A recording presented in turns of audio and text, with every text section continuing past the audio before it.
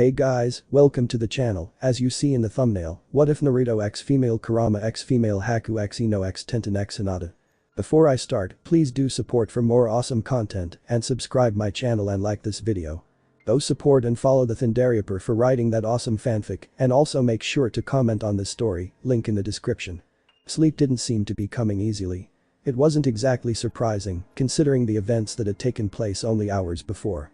After all, it wasn't every day that you learned that you had one of the most powerful entities in existence sitting in your belly. Just hours ago, he had learned that he was the container for Thikayubi no Kitsune. In a way, it wasn't nearly surprising as it should have been. In fact, if anything, it made him happy. It served to explain so much about the young nin's life and the hell of loneliness that he had endured for so long. The stares, the whispered and not so whispered comments behind his back and even to his face, calling him a monster and a scourge, among other, more colorful adjectives. Yes, happy was about the closest emotion that he could attribute to his mood right now, but it didn't exactly describe his exact state of mind. No, to describe that, you'd have to look up the word pissed in the dictionary. Naruto stared at his alarm clock, which read exactly 2 AM, and let out yet another sigh. The whole situation was ed up. Just plain ed up. The more he thought about it, the more he became agitated and even angry. Not at himself, and not really the Kyuubi but at the village. It was a dangerous line of thinking, and Naruto didn't really want to dwell on it, but every time he tried to push it to the back of his mind, it popped up again, unbidden. They knew. They knew. The village as a whole, at least those above the age of 14 or 15, knew that he was the container for the Kyuubi. They knew that the Kyuubi was sealed into Naruto. The Kyuubi wasn't transformed, he wasn't somehow given a random human image and a human body, and some sort of uncanny acting ability to act exactly like a human. For all this time he was sealed into a human, and that human was just that human. Regardless of this little tidbit of information, they still treated him like trash. No, they treated him lower than trash. They treated him as some form of life that didn't even deserve existence, let alone the ability to pursue the daunting task of being a human child. Pushing away that train of thought, Naruto focused on the more positive aspects of the night, what few there were, anyway. The night hadn't been albed. He'd helped root out a traitor, he'd mastered a Jounin level forbidden technique, saved his sensei from sure death, and on top of all that, he'd managed to graduate. It was strange though.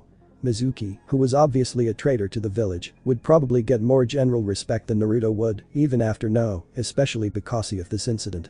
After all, Mizuki had simply tried to kill the village's little monster boy, and he was simply grieving, or some such tripe at least. That's probably how the council would see it. They were always harping on him about something or another. Luckily, Sarutobi stood in the way between them and him. He made a mental note to buy his surrogate grandfather some ramen at Ichiraku sometime. Naruto sighed again, for what felt like the 100th time. The more and more he thought about it, there were precious few reasons for him to stay loyal to this abhorrent village, let alone fight for it, save for the one promise he had made to the Sandaime. He had promised, when he was still young, oblivious, and impressionable, that he would become a ninja of Konoha. What's more, he had promised to the old man that he would protect the village with his life. Naruto was many things, but among them, he was an Itsumian who broke promises, even when there was a tremendous reason why he should. It simply didn't work that way. That didn't necessarily mean that he would fight for the village, though. There was no real reason for him to fight foreign that lived in Konoha, save for the very short list of people that he considered to be precious to him.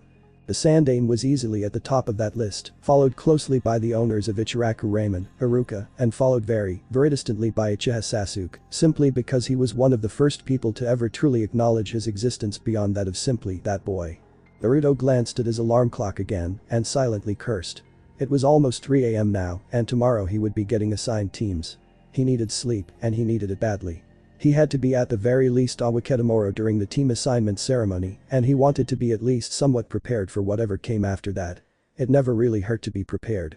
Something clicked inside of Naruto's mind. If he couldn't find sleep, then perhaps he could find meditation. Sitting up and positioning himself in a cross-legged stance on his bed, he closed his eyes and began to do. On second thought, Naruto had absolutely no idea how to meditate. All he knew was that you had to get in some stupid cross-legged position, close your eyes, and do something like centering yourself, or calming yourself or something like that. Of course, he had absolutely no idea what the hell that meant, only that he had seen something like it on TV, or seen someone do it once. He had no real clue how he was supposed to. Naruto's train of thought was interrupted by what sounded like a low grumble emanating from his head, and then a sharp excruciating pain that hit him in both his stomach and in the back of his head at the same time. Naruto thought that perhaps he was under attack, until he noticed that there was truly no one else with him. The pain increased in both intensity and volume, and as Naruto saw a slight red aura envelop his body, his mind began to drag him into unconsciousness. The first thing he noticed was the smell. It smelled like fear. Scratch that, it practically re-echoed of fear or something that sought to induce it. Naruto wasn't entirely sure that fear would produce a smell, but if there were to be a smell attributed to fear, this would be it. Naruto got up and surveyed his surroundings. It looked to be a sewer of some kind, and there looked to be pipes and conduits all over the place, as well as a thin layer of water covering the ground. On either side of him were what looked like passages. As he walked on, he could make out that some of these passages had doors with extremely tight padlocks, and others simply became dead ends. However, as he neared the end of the hallway he was in, he surveyed one passage that ended in a bright flash of light that blocked anyone from seeing past it without first entering it. It was really the only path available. He stumbled down the hallway, and as he stepped into the light, he could vaguely make out what looked to be a gate. Walking closer, the light, quite suddenly, was no longer obscuring his vision, having seemingly melted behind him. Yes, it was certainly a gate. A gate with intricate patterns carved out along the bars and a flimsy piece of paper in the middle, with a kanji for seal written in the middle. Everything beyond the gate, however, was pitch black, and no matter how much Naruto strained, he couldn't see what might be beyond it. That particular quandary was quickly answered, however. As Naruto approached the bars, a smiling and particularly terrifying visage made itself known to Naruto, and as much as he wanted to back away from the bars, he found that his legs had suddenly seemed to stop obeying his mind. What a terrible time for insubordination. Both Naruto and the entity stared at each other for what seemed to be forever, before the frightening visage broke the stalemate and began laughing. It was a deep, bellowing laugh that was quite possibly the most evil-sounding thing that Naruto had ever heard in his life, and yet, it carried an undertone of mirth to it that was quite hard to ignore. It was confusing, to say the least. Naruto was about to voice his confusion to whatever it was when the visage began speaking. The look on your face was absolutely priceless. I haven't seen a look like that on anyone's face for a long time. Naruto was now more perturbed than anything and was about to speak up again when he was interrupted again. The entity behind the bars let forth a sound like an exasperated sigh. Undoubtedly, you're wondering just where you are, who I am, and why you are here, right? Before Naruto could respond in the positive, the entity continued. Well, the answer to the first two is rather simple. We are in your mind, and I am, of course. The entity puffed out its chest. The great Kyuubi no Kitsune. Silence. Naruto coughed. As did the Kyuubi. Kyuubi continued as his declaration seemed to fall flat. It grumbled slightly. As to exactly why we're here, well, that is going to take considerably more explanation. Here, the fox seemed to pause in contemplation. Naruto waited for quite some time and allowed the first bit of information to sink in. He was talking to the Kyuubi. What's more, he was somehow corporeal within his own mind. It didn't make a tremendous amount of sense, but he couldn't really chalk it up to being some sort of bad dream or anything. It was too lucid for that, so, for the moment, he accepted the fox's explanation. Naruto waited for the fox to begin again, but when it seemed as though no explanation was forthcoming, he decided to take the initiative, and this time, he was not going to be interrupted. Well, I'm in my mind, and I'm talking to a bastard demon fox. Now, why am I talking to you? Naruto gave the fox his best angry glare, but against something that re-echoed of malice like this, it didn't really do much. Not to mention the fact that the fox looked even more amused than he did before. Impatient, aren't we? He chuckled. Then again, when you have the lifespan of a human, I suppose time will be at a premium, wouldn't it? He sighed. I wouldn't worry about it. Although you're talking to me in here, the time that is passing out there in the real world is going considerably more slowly than it is in here. After all, even though you may be dense, the mind does move faster than the body. Kyuubi laughed boomingly. Besides, this gives us more than enough time for the rather lengthy conversation we are about to have. Naruto gulped just slightly after the fox said lengthy. It certainly didn't bode well for whatever it was that the fox wanted to talk about. The fox sat down on his haunches, licking its chops and breathing shallowly, as if fully at rest. Simply put, now that you actually know of my existence, it's time that both you and I attempt to make the best of this rather unfortunate situation. Before, I had the luxury of being able to simply sleep my days away and plot various dastardly things that I would do when or if I ever managed to escape this horrible prison. However, now that you know I'm here, undoubtedly, you're going to get into a situation where you'll call upon my power, either consciously or not. As such, I propose that we make a deal. Or rather, several deals, regarding my situation, as well as your situation out there. Kyuubi leaned down so that his nose was very close to his own. It was intimidating as hell, if he were honest with himself. You see, I know much more about you than you do about me. During the time I've been cooped up in this infernal cage, I've been able to observe both your life and your bodily processes, and I've been able to concoct a rather fortunate deal that will, in the end, make both of us more happy." At this, the Kyuubi paused for a moment, allowing Naruto to absorb what the kitsune had just said. Call upon the fox's power. Deals. Being happy. If the fox had been observing his life, then surely he had to know that it hadn't exactly been fun. He quietly prayed that the fox had an empathetic nerve somewhere in his body. Naruto made a smart decision for once in his life and simply plopped himself down on the cold ground of the cell, falling quiet to listen to whatever it was that the fox was proposing. The fox, again, sat back on his haunches. "Good boy." Naruto glared petulantly, and Kyuubi just laughed but continued soon after. "Since you are obviously at a disadvantage here, information-wise at least, I'll start off with a few acts of good faith. The first things you should know are its side, muttering something about clichés. Predictably, about both my deductions regarding your family line and the purposes of the seals, yes seals, plural, that were placed on you when I was sealed into you." At the word family, Naruto scrambled up and stared wide-eyed at the visage in front of him, eyes slightly quaking in both apprehension and barely contained anticipation. Naruto had wanted no dream of having a family, or, at the very least, knowing who his family was, for as long as he could remember. It was one of the things in life that he wanted more than anything else, and this fox was willing to tell him who his parentage was, even when others wouldn't. Naruto wasn't entirely sure whether he should be thanking the fox or cursing those who had withheld the information of his heritage from him for so long. Perhaps he should be doing both. You know who my family was? I'm not going to ask how or anything, but please, just tell me."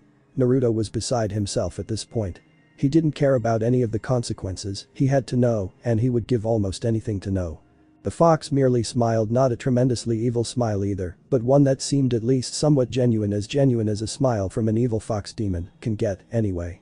"Oh, but how I know is as much a part of the story as the information itself is." The fox seemed to contemplate his words again and then faced Naruto with his normal look back in place. The next words out of the fox demon's mouth, however, were as unexpected as his actions. "Understandably, this form I have right now is undoubtedly a hindrance to our continued conversation. Hold on for a few moments while I slip into something more comfortable." The fox seemed to chuckle slightly at this, and Naruto saw the visage disappear. For a few minutes, he simply sat there, his mind a comfortable blank, until something he certainly didn't expect to see walked right back up to the bars of the cage. It sat down directly parallel to Naruto on the other side of the virtual gulf that separated them. She was gorgeous. By any standards of the word, the being that sat in front of Naruto was the very picture of beauty and grace. She had bright, dazzlingly red hair that flowed down to the middle of her back as a waterfall might cascade off of a mountaintop. Her skin was a pale alabaster, and her face was a visage of femininity. It gently curved down the sides and sloped perfectly in all the right places. She had whisker marks, just as Naruto did, just thicker, and her eyes were a burning red with vertical, slitted pupils that reminded Naruto very much that this beauty sitting in front of him was the Kyuubi no Kitsune. She wore a dark maroon kimono with pink sakura petals adorning it as if they were falling. The kimono didn't show off much, however it served to accentuate her curves almost perfectly, almost as if it were a second skin. This was all accentuated by a bright red, flower-patterned obi tied in a bow in the back around her midsection. What Naruto's eyes were inextricably drawn to, however, was what adorned her neck.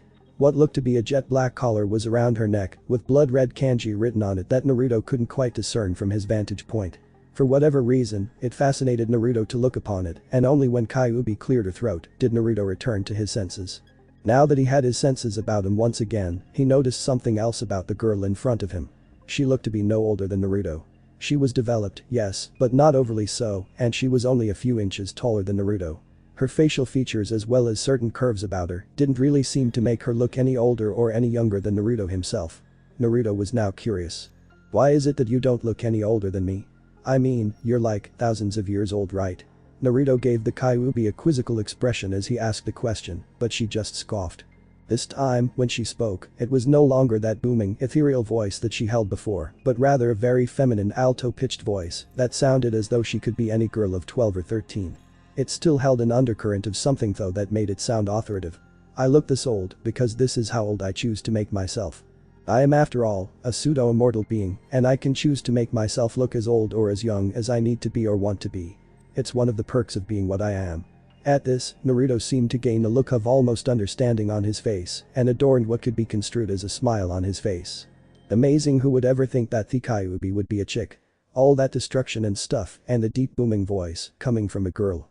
At this, Naruto began laughing rather hard and a vein on Kyuubi's forehead grew to epic proportions. She sounded pissed off, but far less intimidating than before. Of course, society will think that it was Amala causing all of this destruction after all, that's pretty much all they're good for aside from reproduction. Naruto stopped laughing and gave Kyuubi a puzzled expression. Was that an insult? Yes. Oh, you're not very good at those, are you? You know, I could just boot you out of here and never tell you what you want to know. Naruto scrambled to his prior position sitting down quietly or not so quietly, as it were. What? No. No, no, no, keep going, please I'll shut up. Kyuubi smirked. Good. You're learning. Now, hold still and listen well. The boy did what he was told, and Kyuubi noted his facial expression one of rapt attention and barely contained excitement. She took it as a cue to begin her explanation. As I said before, the reason behind me knowing who your family is or at least parent as I've yet to figure out whom one of your progenitors was, is just as important as the information itself. She began pacing somewhat. When I was first sealed into you, eventually, I noticed that there was a small consistent chakra drain coming from me that never stopped or even wavered, no matter what I or you did. At first I thought it was some sort of function of the seal, trying to get you used to my chakra, but by then, I had noticed that my own chakra intermingled with yours on a regular basis.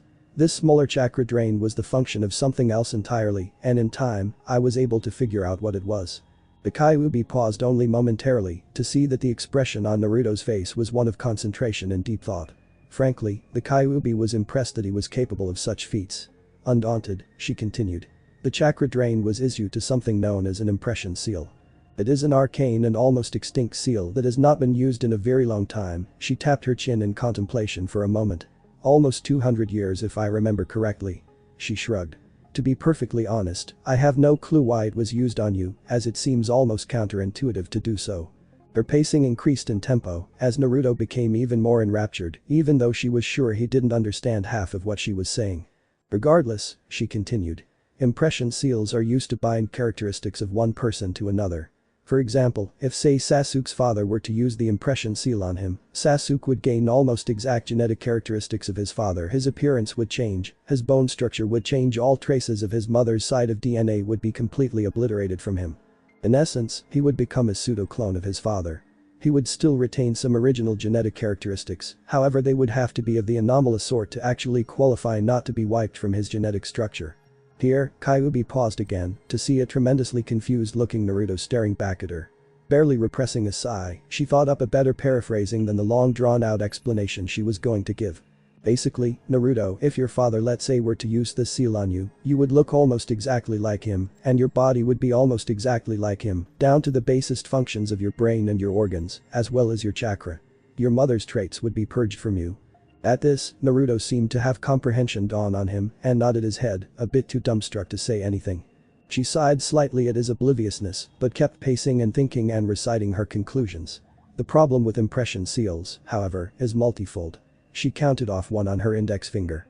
Firstly, since impression seals have to interact with your auna, at least at the basest level, the person who used the impression seal and the receiver of the seal would have to be the closest of relatives.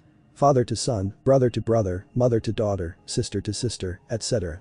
If the person who used the impression seal is not sufficiently a match with your own DNA, then your own genetic structure will crumble, and… She paused and gave Naruto a grave look mostly meant to freak Naruto out more than anything. You will die. Naruto's expression paled somewhat at this revelation, and his eyes were as wide as saucers. Again, Kyuubi continued on before any questions could be asked, though inwardly she was satisfied at his terror. Another problem with the impression seal is that it takes a constant amount of chakra to maintain. She counted off 2 on her middle finger. This is due to the way the seal actually works. When a cell in the body divides, normally, it is an exact copy of the cell it just divided from. The impression seal changes that. Whenever a cell divides in your body, the seal uses a small amount of chakra to force the genetic structure of that cell to change to fit the impression. Even though the original divided cell was already impressed, the impression seal cannot, no matter how much chakra you give it, influence the process by which new cells are made. She frowned, as if figuring something out in her rambling of consciousness. In essence, the cell will always divide into a genuine and an impressed copy, and the genuine copy will then become impressed, and so on. In this case, the seal is using the chakra to accomplish this. Kyuubi shook her head. The problem stems from the fact that a small amount of chakra from me is a fairly large amount of chakra from you. If the impressed person were to run out of the necessary chakra, the seal would still keep trying to impress, and not only would this put you at risk of chakra exhaustion, but it would also up your genetic structure tremendously, as cells would be being divided. And then only partially impressed, due to lack of chakra. Kyuubi gave Naruto a wry smile, who still looked dumbfounded, even more than before. You can also imagine placing the impression seal on someone who does not have a large enough chakra reserve to even operate the seal in the first place, such as babies or civilians with no shinobi background. It would be genetic pandemonium, not to mention that it completely messes up your chakra control. That is why the impression seal was actually able to be used on you. You have a source of almost never-ending chakra inside of you, so the chances of you suffering chakra exhaustion or of having cells only partially impressed is next to nil. She finally stopped pacing, instead choosing to sit down on the floor, legs crossed. She looked directly into Naruto's ocean blue eyes, seeing only confusion, but happiness, at least, at having something explained to him. She smiled, but just barely. In older days, the seal was used to bind bloodline limits, or Kekkei Genkai, to those children who failed to inherit their family's bloodline limits, and to those parents who gave birth to new bloodlines. The problem with this is that unless the impression seal is put on someone at birth, that person will invariably, almost invariably, die. After a certain age, a person's body is set in its ways, so to speak. Any attempt to change that, and the impression seal will break down the genetic structure more quickly than the new genetic structure can be implemented. The only way that people found this out was that it never worked to use the aforementioned seal on the aforementioned parents of new bloodlines. In every case, save for one that I can remember, and that was a fluke, the parent died. She leaned back and supported herself with her arms, her face mostly impassive. As you can imagine, it's near impossible most times to figure out if someone does or does not have a bloodline limit at birth, unless it's a Dijutsu type such as the Byakugan or the Sharingan's trademark pitch black eyes. As such, parents began impressing children at birth, regardless of if they thought the child had the bloodline limit or not. The problem with that is that an impressed person cannot reproduce. She waved her hands dismissively, seeing Naruto's semi-creeped out expression. I'll spare you the birds and the bees talk, suffice it to say that it simply doesn't work. If you try to unimpress someone so they can't properly reproduce and it turns out that they don't have the bloodline limit naturally, then, well, you're Ed, aren't you? Kyuubi almost chuckled at Naruto's weird expression of being completely lost. She continued anyway. In this, they also found out the hard way that a male cannot be impressed by a female, and vice versa. This meant that if the bloodline limit came from the female branch of a given family, then only females would be able to be impressed. Same with males. You can imagine the shit that caused. After a moment of staring into space, Kyuubi looked back down to see what Naruto's overall mental state was like. She sighed. He looked as though he had a mix of confusion, understanding, concentration, and thoughtfulness on his face all at the same time. In all reality, it was quite humorous, and the Kyuubi would have let a small giggle spring forth at the look Naruto was giving her if it weren't so damned exasperating. Regardless, she figured that she should wrap up the explanation and just cut to the chase. After all, Naruto wasn't quitesmert enough to truly comprehend what she was saying yet. She sighed and stood, leaning on the cage. Basically, Naruto, the seal was more trouble than it was worth. However, in your case, it was perfect, at least in pure usage. Your father was able to place the impression seal on you to make you look his spitting image, although I'm not entirely sure why. Nearest I can tell, your father did not have any bloodline limit, nor did he have anything to pass on to you that you could not have gained through regular means. She rather suddenly became serious, and Naruto's attention picked up exponentially, even if he was still completely and totally confused. In this case, the impression seal was placed on you just after birth, and considering that you had a multitude of seals placed upon you, the seal had to have been done literally within seconds of the actual seal holding me in. So that it could mesh with all of the other seals, without causing conflicts. Since the only person near you and me when I was sealed was the yondaime, this means that only he could have done this seal. Kyuubi crouched down and looked directly in the eyes. They entranced him, somehow. All of this means, the same person who sealed me into you, also gave you your impression seal. Since that person had to have been close family and male, that leaves the possible relations to a brother or a father. Seeing as how the yondaime at the time of sealing was roughly 30 years older than you are, it's safe to assume that the yondaime Hokage of Konoha is. She looked as serious as he'd ever seen anyone look. Your father. She stopped her impromptu speech and was somewhat miffed to see that the expression on Naruto's face was not deadpan. She figured that he was simply shocked at the moment, though. Hell, he had just found out who his biological father was after 12 years, anyone would be shocked speechless by such a revelation. Naruto, true to the Kyuubi's estimates, sat there for what seemed like hours, shocked, completely stunned. The magnitude of what Kyuubi had said lay heavy on his shoulders and his mind threatened to shut down. One thought, though, was running through Naruto's mind at high speed. The Yondaime was my father. I am the son of the Yondaime Hokage of Konohagakure. He was absolutely oblivious to Kyuubi, who had a slightly concerned look on her face for the blonde container. He didn't even notice himself exiting the Kyuubi's chamber and blacking out until unconsciousness claimed him. The Kyuubi simply sat back and let forth a bellowing chuckle within her cage before stalking off back into the recesses of it. Well, he took that better than I thought. I'll explain the rest of it to him later. Kyuubi simply let forth another chuckle and got to work on her project. When Naruto woke up, he'd be in for quite the surprise. Naruto was floating. It seemed like it anyway. All around him were cogs and various forms of machinery, churning towards an unknown task that Naruto couldn't quite comprehend. One thing drew Naruto's attention. The cogs were beginning to disappear. One by one, the cogs and wheels of the machinery simply crumbled and fell away into nothingness, to be replaced only seconds later by another cog, except the new cogs they felt they were better than the previous ones. They felt unencumbered somehow and moved with a more precise rhythm than their predecessors. Slowly, every cog in sight had been replaced by one of the new cogs, and the cacophony of sound that greeted Naruto was deafening, yet comforting. It was a raging tumult of activity, yet it was calm at the same time. It seemed to work better than it had before. Suddenly, Naruto was transported away from the room of machines and came upon a different place. He was in the middle of a crystal, it seemed, and the light filtering into it seemed to be wrong. The frequency was wrong, discordant. Just as suddenly as he came upon the crystal, he heard a cracking sound and saw part of the crystal's imperfect exterior fall away, as so much unused trash. The crystal was being molded, cut, shaped, perfected, sharpened. The frequency slowly became a gentle hum, and the light focused. The crystal became beautiful, even from the inside, and it seemed to exude a blue-red-violet, almost glow. Slowly, he found that the crystal was placed upon a pedestal in the same room that he had been in before. The cogs churned around him at an even more fevered pace, with an even more calming and dulcet rhythm, and the crystal seemed to glow, giving power to these cogs as they never had before. They became one and the same, crystal with machine, the red and blue glow seeming to harmonize and flow, becoming as a river and a well might parallel, yet different. Throughout it all, there had been a nagging pain, almost as if parts of him were breaking free and another was crumbling. The pain had been necessary somehow, although he couldn't place the reason. He sat and listened to the hum of the crystal and the sound of meticulous machinery working perfectly within itself. It was comforting. The pain was gone now. He laid back and found himself given to a long and peaceful slumber. Kyuubi smiled. Mind and body, her chakra and his chakra without the seal, they flowed, they congealed. They worked together. And it was wondrous. Kyuubi felt the familiar calm of Naruto's deep slumber and waited for the young blonde prodigy to realize the difference. Today would be a good day. Today would be the first day of the rest of the real Naruto's long and prosperous life. Uzumaki Naruto had come to a decision. He hated, despised, absolutely abhorred alarm clocks. They were a bane on all of human existence. Should he ever by some miracle become Hokage, his first official act would be to hold a grand alarm clock bonfire. It would be the greatest day in the history of the leaf. More than that had he just used abhor and bane in a sentence. His sleep-addled brain discarded the notion categorically. Naruto brought his fist down upon his hapless alarm clock, ending its relatively short life with an unceremonious crunch. Feeling oddly satisfied, he threw off his covers and sat himself upright in his bed. That's where he noticed it.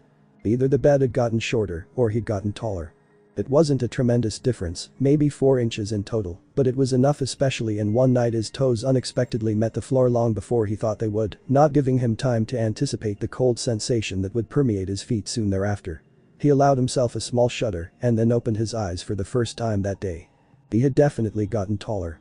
This was evidenced by the fact that the cuffs of his pajama bottoms were now hovering somewhere around the middle of his calves.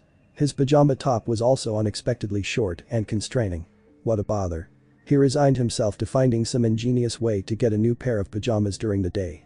It would truly be troublesome. Yes, that word fit the situation rather well. Naruto sat up and went about his normal daily ritual in his room. He had gathered the things he needed for his shower and stepped into the bathroom when he saw his reflection in the mirror. Immediately, he knew something was off about his appearance. There was simply something that wasn't quite right with it, but his still sluggish brain wasn't quite up to the task of figuring it out, at least, not yet. Naruto stepped into the shower and performed the various acts that one performs in the shower, noting that certain other appendages had grown, along with his unexpected growth spurt last night. He filed that tidbit of information away in a part of his brain that was marked "Do not open until puberty." Stepping out of the shower, he quickly dried himself off and then positioned himself in front of the sink to brush his teeth. He was now more than sufficiently awake to process information about himself, and he stared at his reflection for a good 15 seconds before he gasped and dropped the toothpaste. His eyes. By God, his eyes were once there had been two cerulean orbs, as blue as the ocean, and just as deep there were now two pitch black, almost pupilless depths. Black. They also seemed to be slightly smaller as well, and he noticed other things now, too. His hair. Instead of the incessantly bright golden blonde locks that had once rested as a mop might on a stick bad analogy, his hair was darker bordering on dark yellow, but not quite reaching it. It was certainly darker and longer and unruly. His face had elongated, that much was absolutely certain. It was slight, no more than a few centimeters or so, but he didn't really know if he could place the look.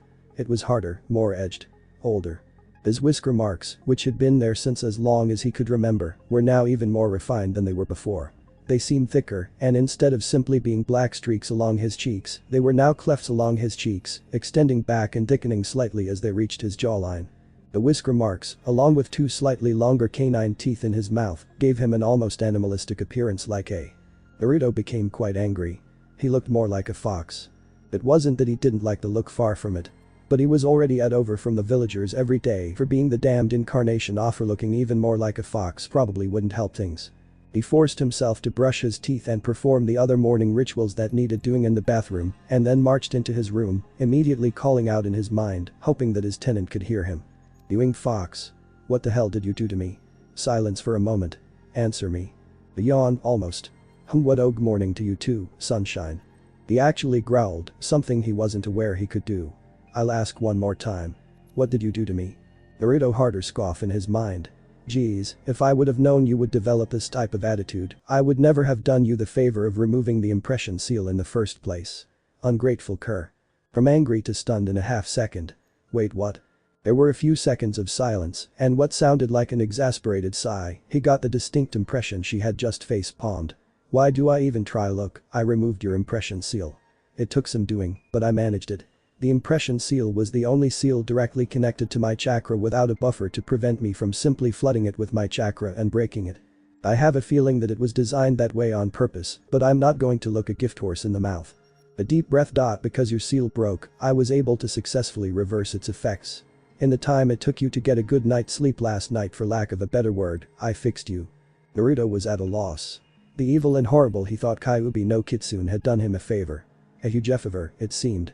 In the process of one night, he had grown, his appearance had changed, and he felt now that he really took time to notice it, he felt better. He felt better than any day in his life. His thoughts weren't cluttered, his body wasn't nearly as sluggish as it normally was, he could compose sentences with words larger than ramen. And, he felt calm. As calm as he could get, considering the situation anyway. Naruto was silent for a few moments, as he decided the best course of action. He supposed when someone did you a favor you thanked them, but thanking Kyuubi. It didn't make sense. He did it anyway. "I guess well thanks. Still I can understand the physical changes, but..." She preened from the fact Naruto had thanked her, but she didn't show it in the slightest. "You are undoubtedly wondering why you think more clearly, and you are more calm, eh? It's slight, but it's noticeable, I'm sure. I told you yesterday, the impression seal affects absolutely everything about you. This includes your brain, and therefore your mind. Your thought processes are now natural, for lack of a better word. This means that you can think more clearly, you can be calmer than you used to be, now that you aren't tremendously chemically imbalanced, and you will probably have a much easier time of retaining knowledge. In essence, you're no longer dumb." She snorted. "You're still an idiot though." For once, he actually sounded thoughtful. Another effect of the seal's absence, she was sure. "So I'm smarter than I was, and I can think more clearly than I could before." He stopped, and then in a slightly more angry voice, continued. "Wait, how am I an idiot if everything you just said is true?" She sighed again. "Simple. You may be smarter, you may be calmer, you may be able to use deductive reasoning and retain knowledge much easier than before, but you still only have the knowledge that you have gained up until now. What Yakuno isn't changed at all. The only thing that has changed is the fact that you can now, much more easily, remedy that. Well, that and the fact that any information you retained involuntary will now be slightly more accessible. You've probably already caught yourself saying things or thinking things you didn't know you knew, right? Another effect of your brain chemistry being reset. Naruto mulled over that for a moment. He was smarter, his brain was fixed. Things he had known before but didn't know he knew were now fully cooperating at being accessed. It was like something had come through and run a scrub brush along his mind. It felt clean almost. He let a small smile at Tresmal grace his lips for the first time in what seemed like an eternity. It felt good. Damn did it feel good. Soon, before he even realized it, he was chuckling, and then, even laughing. He was happy. He wasn't short anymore. He looked better, at least in his opinion. He was unencumbered. For the first time in his life, he was completely unencumbered. He was Naruto. He wasn't his father's impression, nor was he just the container. He was Naruto. It was then that he remembered something that brought him back down to earth, so to speak. No one had ever given him anything without expecting something in return, not even the Sandaime. Even if his repayments had been imaginary or promises to be good or some such things. That and he remembered that Kyuubi had talked about making deals. What do I owe you for this? You said we were making deals. Is this one of your acts of good faith, or? Kyuubi chuckled slowly, but without any real malice. Heh, see, you're already smarter than you were. What I want is relatively simple. I want out. His expression and demeanor hardened faster than he thought possible. No. Knowing way. I may not like this village, but under no circumstances will I have Aurelia. Interrupting seemed to be her forte. See, I told you that you were still an idiot. Do you really think that I would think you would release the seal? She scoffed again, and her voice was decidedly condescending. You weren't that stupid before, and you certainly aren't that stupid now. She stopped for a moment before continuing in a far more defeated tone. Besides, as much as I hate to admit it, the seal is what keeps both of us alive. If you were to release the seal, I would not be set free. I would die and so would you. That took him aback. What?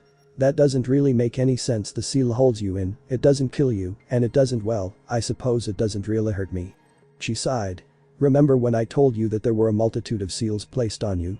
The Shiki Fuin is simply the primary seal. There are probably a good 60 to 70 other seals on you, most of them simply regulating chakra usage. Another pause. However, there was a backup seal placed underneath all of them, just in case the Shiki Fuin was ever broken. If the Shiki Fuin ever dissipates, either by being released or by brute force, the secondary seal kicks in and immediately kills you, using the power of your soul to kill me in the process. In essence, I am stuck in here until you die. Period. He paused and digested the new information. I see. So how are you getting out, as it were? Naruto noticed Kyuubi's voice become almost hesitant but still determined. Did they ever teach you about summoning contracts in the academy? He gave what amounted to a mental shrug. I remember it in passing just a little bit though. You sign a contract with special animals and in turn you get to summon them to you for battle or whatever, something like that. In turn, she mentally nodded. Essentially, yes. You sign a contract with a certain type of animal, ranging from slugs to toads to bears to, well, there are lots of them. One of them is with Wilmy. With the Kitsune, more specifically. Considering that I'm the most powerful of the Kitsune, I hold the contract. What I want you to do is quite simple: sign it. By doing so, you'll be able to summon my consciousness from here into either a Kitsune form or even into human form that I showed you earlier, even though I'll be able to change my form at any time, given the circumstances of course. She immediately felt him tense up. With an almost impatient note to her voice, she sighed. Note that I said consciousness, not my body. You will be able to regulate exactly how much power I have at any given time. He relaxed, but only slightly. She figured he needed a full explanation. You remember that collar you saw on my neck when you were your mindscape? This is directly related to that. There is a seal on me that assures that if my consciousness were ever to escape the seal, that it would be directly tied to your own. In essence, it's a collar and a leash, which you hold. I'm only as powerful as you allow me to be, and I only do what you let me. After a short pause, her voice took on an annoyed, embarrassed, and decidedly angry tone. It's humiliating to be subservient to such a human as yourself, but I don't have a choice, now do I? There was a decidedly long and pregnant pause, during which Naruto seemed to be thinking rather hard. Kyuubi waited with bated breath. Well, I suppose it's okay. I trust you, I guess. It was Kyuubi's turn to be taken aback. You trust me? I'm the Kyuubi no Kitsune. I'm the reason why you're hated and lonely. I've killed tens of thousands in the time I've existed, including your father and probably your mother, and you trust me? Excuse me, but I find that a tad hard to believe. You're not supposed to trust me, not at all. Another mental shrug, but this time, accompanied by a general sense of seriousness. I don't really have a reason not to. You're one of only a handful of people that have ever done something nice for me. I mean, in the course of one night, you, for all intents and purposes, completely made me into a different person, and a person that I think I can like being. You've earned at least a modicum of my trust for that much. He paused again but continued with a more subdued tone. Besides, all those things you mentioned up to and including the possible killing of my parents, are completely in the past. I can't change them, just as you cannot escape this seal. With a far more exasperated sigh than any he'd ever heaved, he put his head in his hand and rubbed his temples. I still do hold a small amount of resentment, I guess for the death of my father, but you're being punished for your crimes already, right? And the fact that you're willing to help me simply solidifies the thought in my mind that you're worthy of maybe a second chance, I guess. Ayubi was once again completely taken aback. The fact that Naruto trusted her was almost unbelievable. The even more shocking fact that he believed her worthy of a second chance was absolutely beyond her realm of rational thought. He knew what she was, he knew what she had done, yet this one act of kindness that she had given him. She let a small smile, a true smile, form on her lips. Perhaps living with this boy wasn't going to be such a harsh existence after all. This was her punishment for her crimes, and she, at this very moment, came to accept that. This time, it was her turn to thank him. Her voice was much more human. Thanks. That really means a lot to me. I suppose since you trust me, and I trust you a little, we can work together on making our lives a little bit more livable, eh? But passed for a ghost of a smile formed on Naruto's lips. Sure. As long as you answer me one question. She raised an eyebrow. Okay. What did you want to know? Naruto flopped on his bed, staring at the ceiling. I've been thinking. My appearance, it can't all be from the impression seal. Genetics is all well and good, but that doesn't explain why I look more like a fox instead of simply like a different type of human. His voice got a bit frostier. You're keeping something from me, and even though I trust you, I want to know what it is. After a small silence, he heard her grumble. Shit, I knew that you getting smarter was going to be a double-edged sword for me. Fine. I told you that the whole reason that I was able to break the impression seal on you was because there was no active buffer between me and the seal, right? I was simply able to flood it with my chakra and break it. However, there was a bit of an unintended and unforeseen side effect. While there wasn't a buffer connected to the impression seal, there was a suppressing seal connected to it. She sighed. The suppressing seals, yes, again, seals, plural, are directly connected to my own chakra capacity. There are 30 of them present within the Shiki Fu and over seal. Each of them holds back exactly 1/30th of my own power from completely intermingling with your own. When the one connected to the impression seal broke, that suppression seal also broke and gave you your first real taste of my power. Because of this, you were irrevocably changed. You gained certain attributes of mine, and the greater majority of those just happened to be physical manifestations of a fox. He sounded inordinately surprised. So wait, whenever you release these suppression seals, I'll look more like a fox every time? Her voice got harder, as if to dissuade him from getting angry. No. In this case, there is a major difference. My chakra, when intermingled and fused with your own, can only change you so much. Only in cases where I force my chakra into you, or you force it into yourself of your own volition, will your appearance change more towards that of a fox. It's the difference between absorption and transference. This is as far as my own chakra is going to affect you, as long as it's actually your chakra and not my own. He tapped his chin. He actually tapped his chin, like someone trying to be all intelligent. Kyuubi rolled her eyes. Interesting. I suppose I can live with that. His voice got happier, and he actually smiled. Besides, it makes me more powerful, right? And my whisker marks look badass now, not just cute, as I've been told before. That's always a good thing. Kyuubi, in his mind, just shook her head in annoyance, but with a small smile. Naruto continued unabated. Anyway, I believe we were discussing the summoning contract. When do you want me to sign it? Or a better question, how exactly am I supposed to sign it? She mentally shrugged again. Pretty simple. Since I'm the direct holder of the Kitsune contract, you simply come into your mindscape and you sign it. Easy as that. A pause. Then a short chuckle. But right now, we don't have time for that. We've used enough time talking here. Next time, remind me to use the mindscape for our little conversations, they're going to get long and tedious otherwise. On an impulse, he looked at the clock and went wide-eyed. Shit. It's almost 8. I have to be at the academy in like 15 minutes. Damn it. Naruto broke off contact with the vixen and hurriedly went to fish his attire out of his pile of clean clothing. With a groan after a moment, he realized that his normal orange attire was not going to fit him. It was already almost too short for him as it was, and with this newest growth spurt, it would be like putting on a damned clown outfit. Not that it didn't look that way already, but… He threw open his drawers and closet, desperately looking for something, anything that would fit him. After a few minutes of searching, he finally came upon it. It was a gift from Sandai Magi, almost 2 years ago. At the time, Naruto had truly questioned the Hokage's sanity, however the Hokage had simply told him at the time, "You'll grow into it." And then had laughed for a while before buying Naruto ramen, making him conveniently forget all about it. Naruto was now thanking his grandfather figure profusely in his head.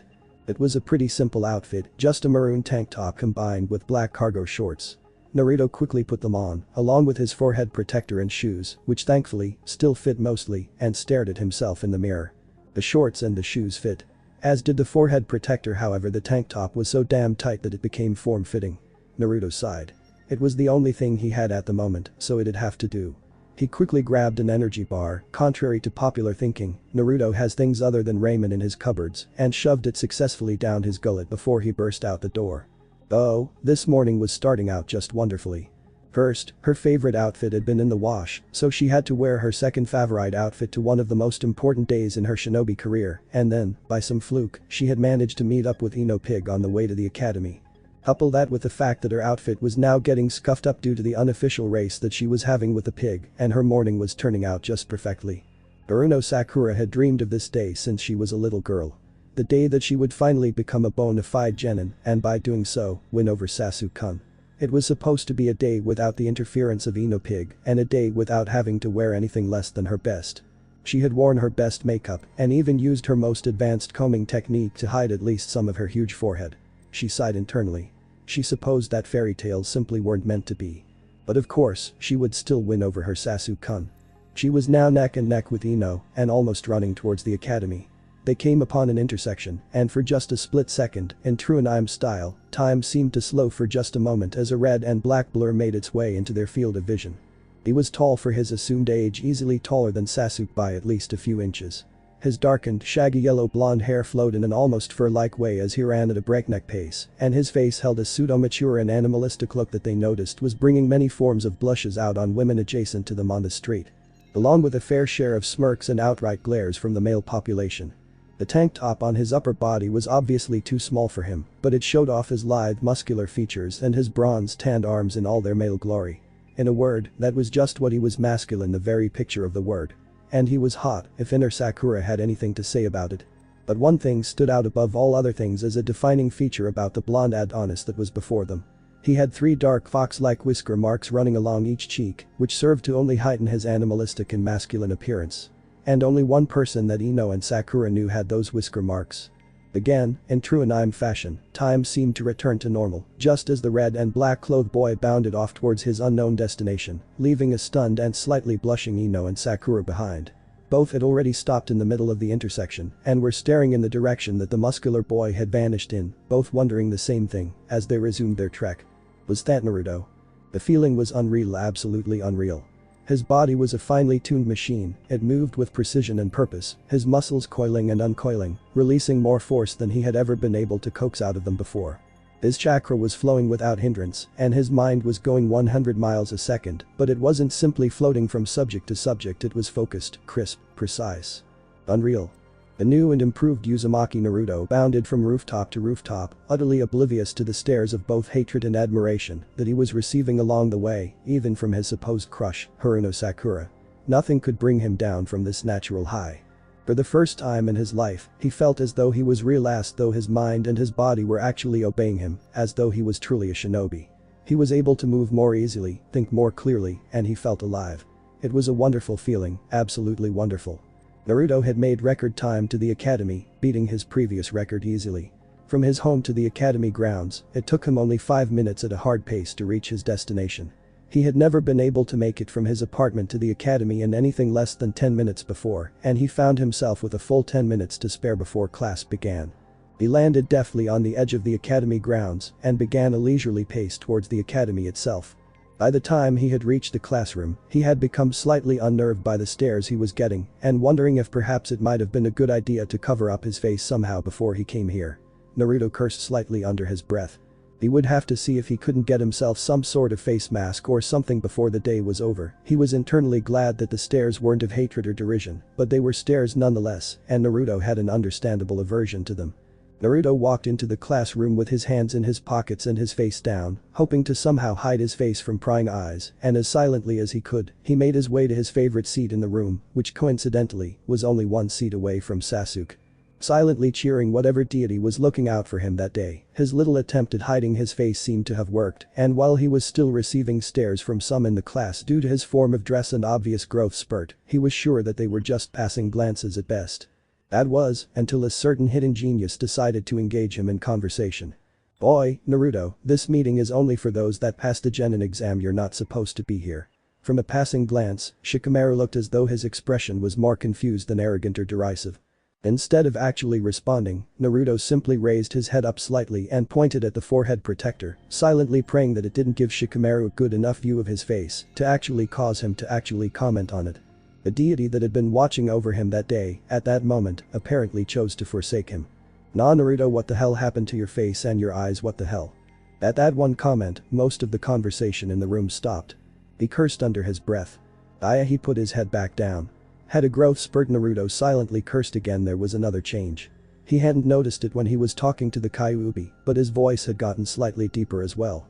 Great. Justing great. Naruto decided to simply get rid of the situation as best as he could at this point, salvaging a bad situation. Decide. Nothing, really. It's just a situation. Naruto hoped against all hope that the pineapple-headed genius would simply drop it. After a few seconds of Shikamaru silently staring at the blonde anomaly in front of him, he simply shrugged, muttered something close to troublesome, and walked away. Naruto released a breath that he didn't even know he was holding in, noticing that the room had seemed to resume their own conversations again, but this time, they seemed to revolve around Naruto somehow. Hey, did you see Naruto's face? He looked so much older, and even cute. Yeah, and his eyes looked like they were black, too. I hate to say it, but he might even be hot. Naruto, hot. Well, I suppose he does look better. I'll just go over and say hi real quick. He may be hotter now, but you still don't want to be seen around him. Naruto slightly scoffed at that last comment he had overheard, it serving its purpose to bring him down to earth. It reminded him of exactly who he was. He might have changed into a completely different person overnight, but he was still Uzumaki Naruto, the shunned mistake of Konoha. Decide. He supposed that at this point, it may be both a blessing and a curse. Naruto buried his face in his arms deeper, now resting on his desk, and tried to make like he was trying to sleep. He was known for sleeping through class, so he hoped that it would buy him some time until Iruka got here, and then all of the attention would be off of him, and he could stop sweating about his current situation so much. Luckily for him, it seemed to work. As if the gods heard Naruto's plea for a distraction, Sakura and Ino burst in the door in their typical loud fashion. Ha! Take that, Ino pig. I got here first. At chance, Forehead-chan. My foot was obviously ahead of yours. I get to sit with Sasuke-kun. Like hell, pig. I'm going to sit with Sasuke-kun. Neither of you will, I am going to sit with Sasuke-kun. Naruto almost groaned. It was like this almost every morning. Sakura and Ino would burst into the classroom, both arguing about who would be the one to sit with the raven-haired target of all women's affection, and then that would get the rest of the fan club riled up, and soon almost all of the girls in the room would be at each other's neck. Trying to vie for the precious seat right next to Sasuke's. It was something that most of the guys in the room had gotten horribly used to, and by now, were able to completely tune out. Eventually, Sakura won the little shouting contest and marched over to where Naruto was sitting. He was sitting with a seat in between himself and Sasuke, but he was sure that it didn't matter. They had gone through this little ritual hundreds of times. Sakura would force Naruto out of his seat for no real reason, and then take the seat that was open in the first place, leaving Naruto have the seat that he used to be in. It was a pointless little dance, and Naruto had gotten used to it. However, he didn't exactly feel as charitable this morning as he did on most mornings. Which surprised him to no end. Just yesterday, he had been thinking of asking Sakura out on a date again. Hell, he had even talked to AM about it in passing. Surely, this whole thing couldn't have changed his entire outlook on life, right? His entire existence revolved around Sakura to a certain extent, and now. He just didn't feel it. That familiar feeling deep in his gut that always formed when he thought about or saw Sakura was just not there. Being weird. Deciding to figure out the new intricacies of his mind later, he sighed. He didn't want to deal with this shit so early in the morning. He made a dismissive wave with one of his hands, still somewhat under his head. Without intending to, he growled. Sakura, take the seat and leave me be. I'm not in the mood this morning. Naruto heard Sakura emit a slight gasp at both Naruto's tone and what he had said. In fact, everyone within hearing distance was shocked speechless. It was no real secret that Naruto had a crush of epic proportions on the pink-haired genin, and to hear him talk to her in such a manner was unheard of.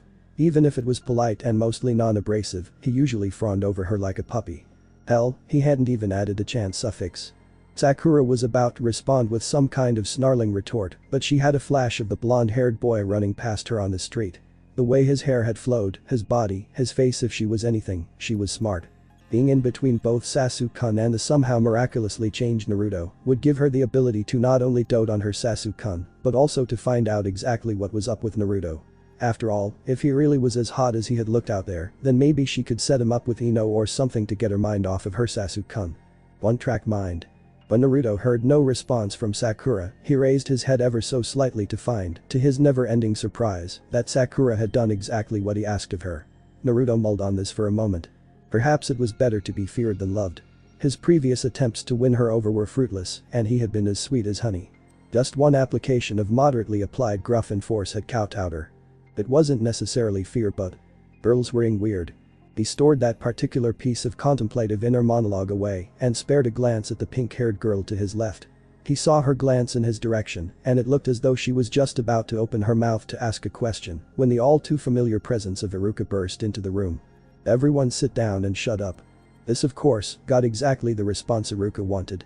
When Iruka used that particular tone, he meant business, and the kids in his classes just somehow knew not to around. Naruto got an almost imperceptible smirk on his face. Iruka may be soft-spoken most of the time, but when he got pissed off, watch out. The Chunin set his small bundle of class materials down on his podium and surveyed his students. "Better. Now, if you're here, that means that you've passed the Genin exam. Congratulations. You've just begun your foray into the world of being a shinobi, and things are only going to get harder from here." Naruto tuned Iruka out for a few minutes, just barely hearing him give some sort of speech on responsibilities and hardships that they would now be enduring for the good of Konoha or some such thing. Naruto smirked to himself for a moment. The thought of him doing something for the good of Konoha was almost laughable at this point. He allowed himself to drift off slightly, but he immediately perked up at the mention of team assignments. They went through a few teams, skipping over a few numbers because those teams already existed until Naruto heard his name called. Team 7. Uzumaki Naruto, Haruno Sakura. At this, everyone in the room expected Naruto jump for joy and Sakura to groan in disappointment. However, everyone was shocked, even Iruka, at hearing Naruto curse not so quietly and at seeing Sakura blush and look at Naruto fleetingly. Before any meaningful gossip about the coming apocalypse could start, the third member of the team was called. And Uchiha Sasuke. A sense of normalcy reigned in the room once again at seeing Sakura jump for joy and Naruto curse even louder. Naruto may have thought Sasuke was an okay person, but it didn't change the fact that he was a stuck-up, arrogant bastard. Being forced to be on the same team as him was going to be troublesome. Really troublesome. Kami, he was turning into Shikamaru.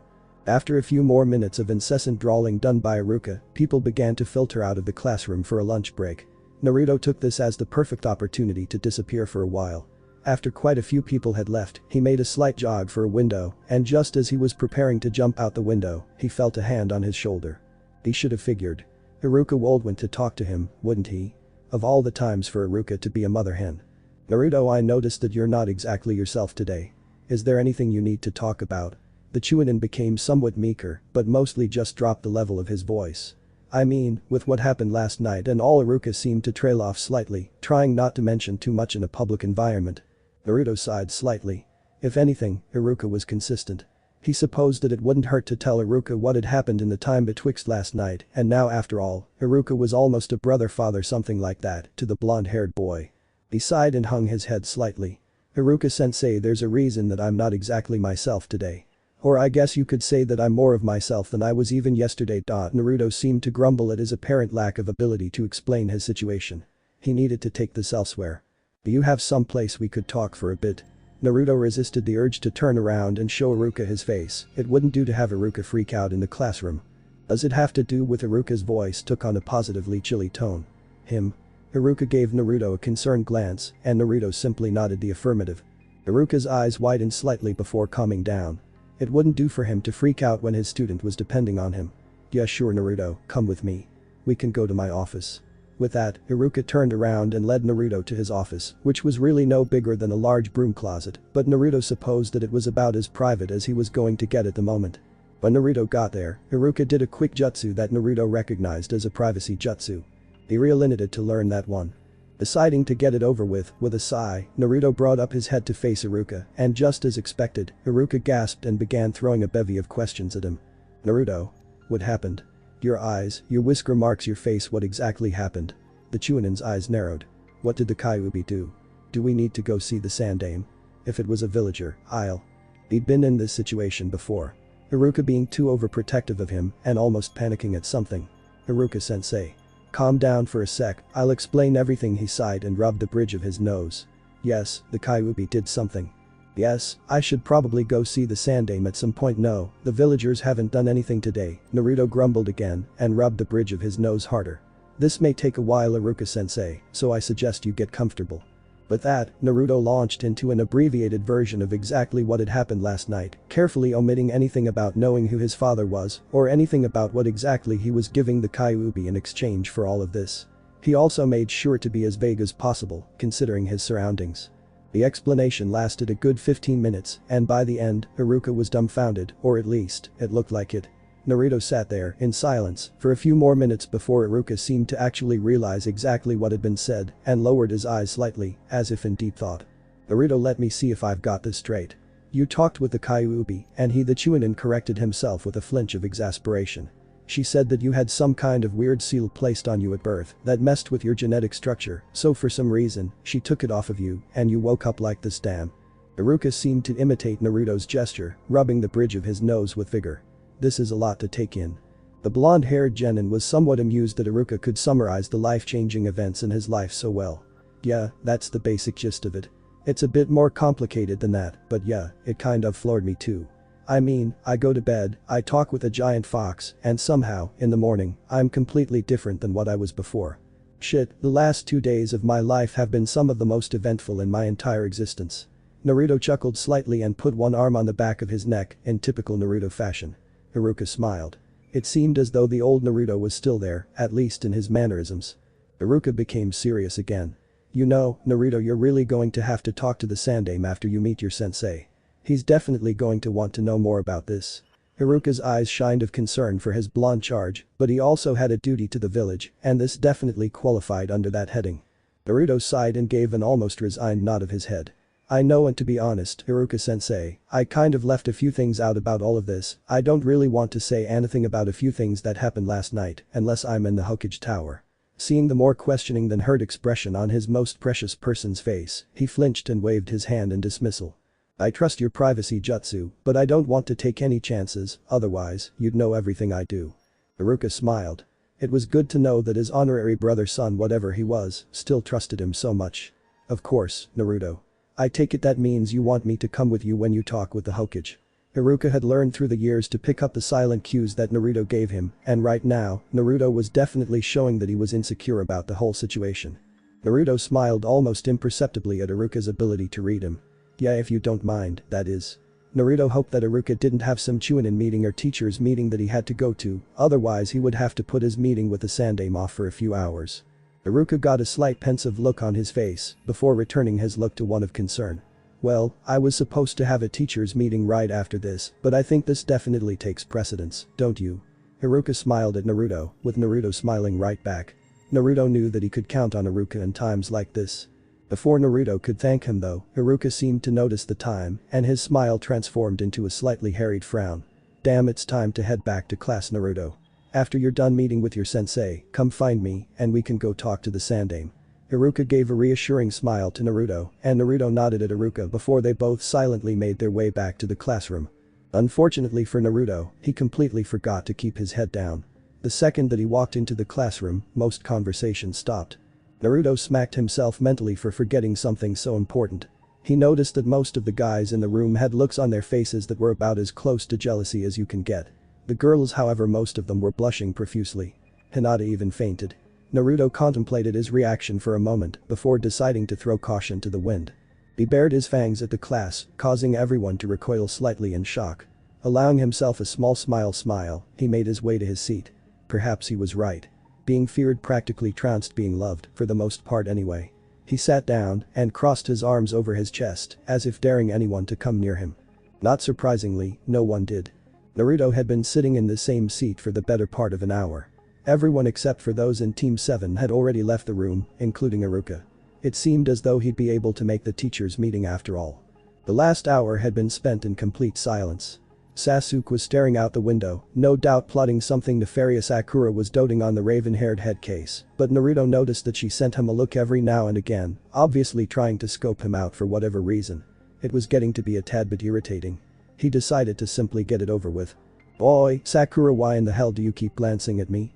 He sent a small amount of something in his glare and was satisfied when Sakura flinched. In all the time that Naruto had known Sakura, she had never thrown furtive glances his way, much less while blushing. He was finding that he didn't much like it, at least, not now. It felt wrong. The girl flustered. Oh. It was nothing really. Inner Sakura was saying something completely different, of course, but no one needed to know that. Naruto sighed. He was really confused and perturbed now. Sakura had never talked to him with so many pauses and stutters, it was like she was turning into a hinata or something. To be blunt, it was getting on his nerves. He could stand it from Hinata just because she made it cute, but from Sakura, it was annoying as hell. Nevertheless, he let it drop. Sakura was fawning over Sasuke again, and Naruto simply didn't want to care anymore. Instead he delved into his link. Oi, Fox, it looks like we have some time to kill. Why don't I come in and sign that contract real quick? He didn't get a response for a few seconds. He figured that the Kyuubi was dozing off. Eventually, he heard a grunt that signified agreement from the red-haired vixen and found himself drifting into the familiar confines of his mind. When he got there, Kyuubi looked decidedly groggy. He smirked. I never took you to be the napping type, Kyuubi. Kyuubi was stretching in her human form behind the bars, giving Naruto a sleepy look that looked absolutely adorable in her face. Naruto slapped himself mentally. The Kyuubi was not adorable. The well-developed 13-year-old looking kitsune sent him a glare. I don't have much to do in this accursed place except for nap. Naruto's smirk grew. Fair enough. He put his hands in his pockets and put on a very nonchalant attitude. Whatever, where's that contract you want me to sign? He saw the Kyuubi march back into the confines of her cage, and when she came back out, she was holding a large scroll, which she unceremoniously tossed to Naruto outside of the cage. Here. Unfurl it, find the first open space, and then sign it in your blood. And save the questions as to how do I have blood in my mind. Suffice it that you do, and leave it at that. Naruto almost smirked again at Kyuubi's last comment, but he did exactly as she asked and passed the scroll back to the vixen. After Naruto got done sucking on his thumb for a moment, getting the bleeding to stop for long enough that it completely healed, he turned his attention back to Kyuubi, who was giving him a strange look. He decided not to think much on it. Right then, so how's about giving me a rundown of what exactly that means, other than you getting your own bit of freedom? Naruto was genuinely curious about what exactly he could do with the contract, aside from summoning Kyuubi. She just shrugged and yawned. As far as I know, it's fairly simple. You do some of your arcane hand signs, offer up a small sacrifice of blood and chakra, before then performing the Kuchiyas no Jutsu to summon either myself or those of my kinfolk. Depending on the amount of chakra that you use for the summon, you'll get anything between a freshly born kid and a fearsome 8-tailed fox to aid you in battle or to do whatever it is that you need them to do. She gave him a pointed look. To summon me, all you need to do as far as I know is to simply think of me when you attempt the Kuchiyas. Because I'm already on this astral plane, summoning me only requires that you have enough chakra to communicate with me, no more, no less. Naruto was slightly miffed. He thought it was something a bit more grandiose than simply hand signs, blood and chakra. He was also miffed by the fact that Kyuubi had said as far as I know. How on earth did the great Kyuubi no Kitsune not know how this worked? He decided to call her on it. Right, that makes sense. Why did you say, as far as I know, though? Don't you know how the jutsu works? Kyuubi looked almost sheepish for a few seconds before replying. I've never really had a need to learn any of your human jutsu. Hell, I've never even used the summoning contract before. I only know the details of the jutsu used for summon because I had it explained to me once. She waved one of her delicate white hands. Remember, I'm a 50-story tall 9-tailed fox. If I need to fight, I don't need to use your pathetic human jutsu. All I need to do is use one of my tails or my massive chakra stores. She gave him another pointed, if slightly less intense look. For this whole thing to work, you're going to have to find someone who knows the hand seals of the Kuchiyas, as I never took time to learn anything about your human hand seals. Naruto let this sink in for a minute before getting an almost morose look on his face. So that means that you won't be able to teach me anything? Shit. He was genuinely disappointed at that. Not only was he hoping that the Kyuubi had some kick-ass jutsu that he would be able to learn, but it meant that the Kyuubi would have no real need of him anymore, other than as a jailer. Naruto didn't look at Fox, of course, who'd like her, but she was still company and one of the few real friends that he had. He was using a rather loose definition of friend. Kyuubi, on the other hand, was snickering behind her hand at the blonde Jinchuriki. It turned into a full-blown laughter, and Naruto was looking at her with a mix of confusion and irritation. Before Naruto could berate her on something though, Kyuubi dispelled his fears. She leaned on the bars, pressing her considerable S into the gaps, giving him a rather interesting view. On the contrary. I may not know your human jutsu, but what I know is so much more valuable. She laughed almost conspiratorially. I'll save you my life story, but suffice it to say that I've traveled this world hundreds of times over in my lifetime, and I've learned quite a bit. As usual when she was giving a lecture of some sort, at least, he thought it was usual, she began pacing again. For example, a few hundred years ago, I learned a sword style that I fully intend to teach you. I also learned about human biology, anatomy, and chemistry, and due to the fact that I have almost unlimited chakra, I know more about chakra control, manipulation, and raw usage than almost anyone on the planet. I'll be able to teach you plenty, kid. The only thing I want teaching you are your human jutsu. Her expression and voice softened.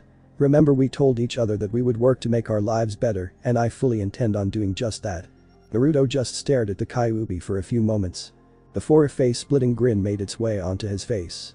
If anyone had told Uzumaki Naruto even 2 days ago that he would be learning biology, anatomy and chemistry, he would have given them a sour face and told them off with some choice expletives. Now, however, he was ecstatic. The possibilities were nigh endless. With what little he actually knew about them, he could only imagine what he could accomplish. Poisons, explosives, medical techniques, all would be at his fingertips. The prospect of it all was enough to make Naruto giddy. He jumped up to the cage and put his hands on the bars, getting in Kyuubi's face. She took a few steps back, startled. I'm sorry I ever doubted you. Just think. Poisons, explosive mixtures, and the ability to kill so much more easily, a wish come true. Naruto cackled gleefully for a moment, even going so far as to dance around in excitement before realizing exactly what he had said. He had never killed before in his life, however the prospect thereof was quickly becoming somewhat anticipatory, to say the least. Before Naruto could voice his unasked question, the Kyuubi, as always, decided to answer it before he vocalized. Righting herself from her momentary sudden surprise, she gave him a smirk. You're wondering why it is that the prospect of killing entices you so, eh? I told you that a suppression seal was torn asunder when I broke your impression seal, allowing some of my chakra to mingle with your own without any sort of hindrance. This is the basis of at least so many of your changes, both mentally and physically. Your growth spurt, as well as a slightly more promomensid, is just one of the many perks of having ultra-potent chakra, such as mine mix with your own. She sauntered up to the bars again, leaning on them again with her S pressed through the gaps. In short, you became more bestial than you were before, and this includes a higher sense of bloodlust. This not only carries into battle, but into, she glanced downwards for a moment, before smiling and looking back up. Other facets of your life as well. I don't think you'll really care about that, however, until you reach a few years older than you are now. Naruto allowed himself a slight pause to let that bit of data soak in. He had become a bestial. Indeed, he might come to like this little change in himself. The ability to lose the regular human inhibitions in battle could be quite convenient. He filed the last bit of data that Kyuubi had given him into the do not open until puberty file within his own mind, even though he had a good idea what exactly the Kyuubi meant.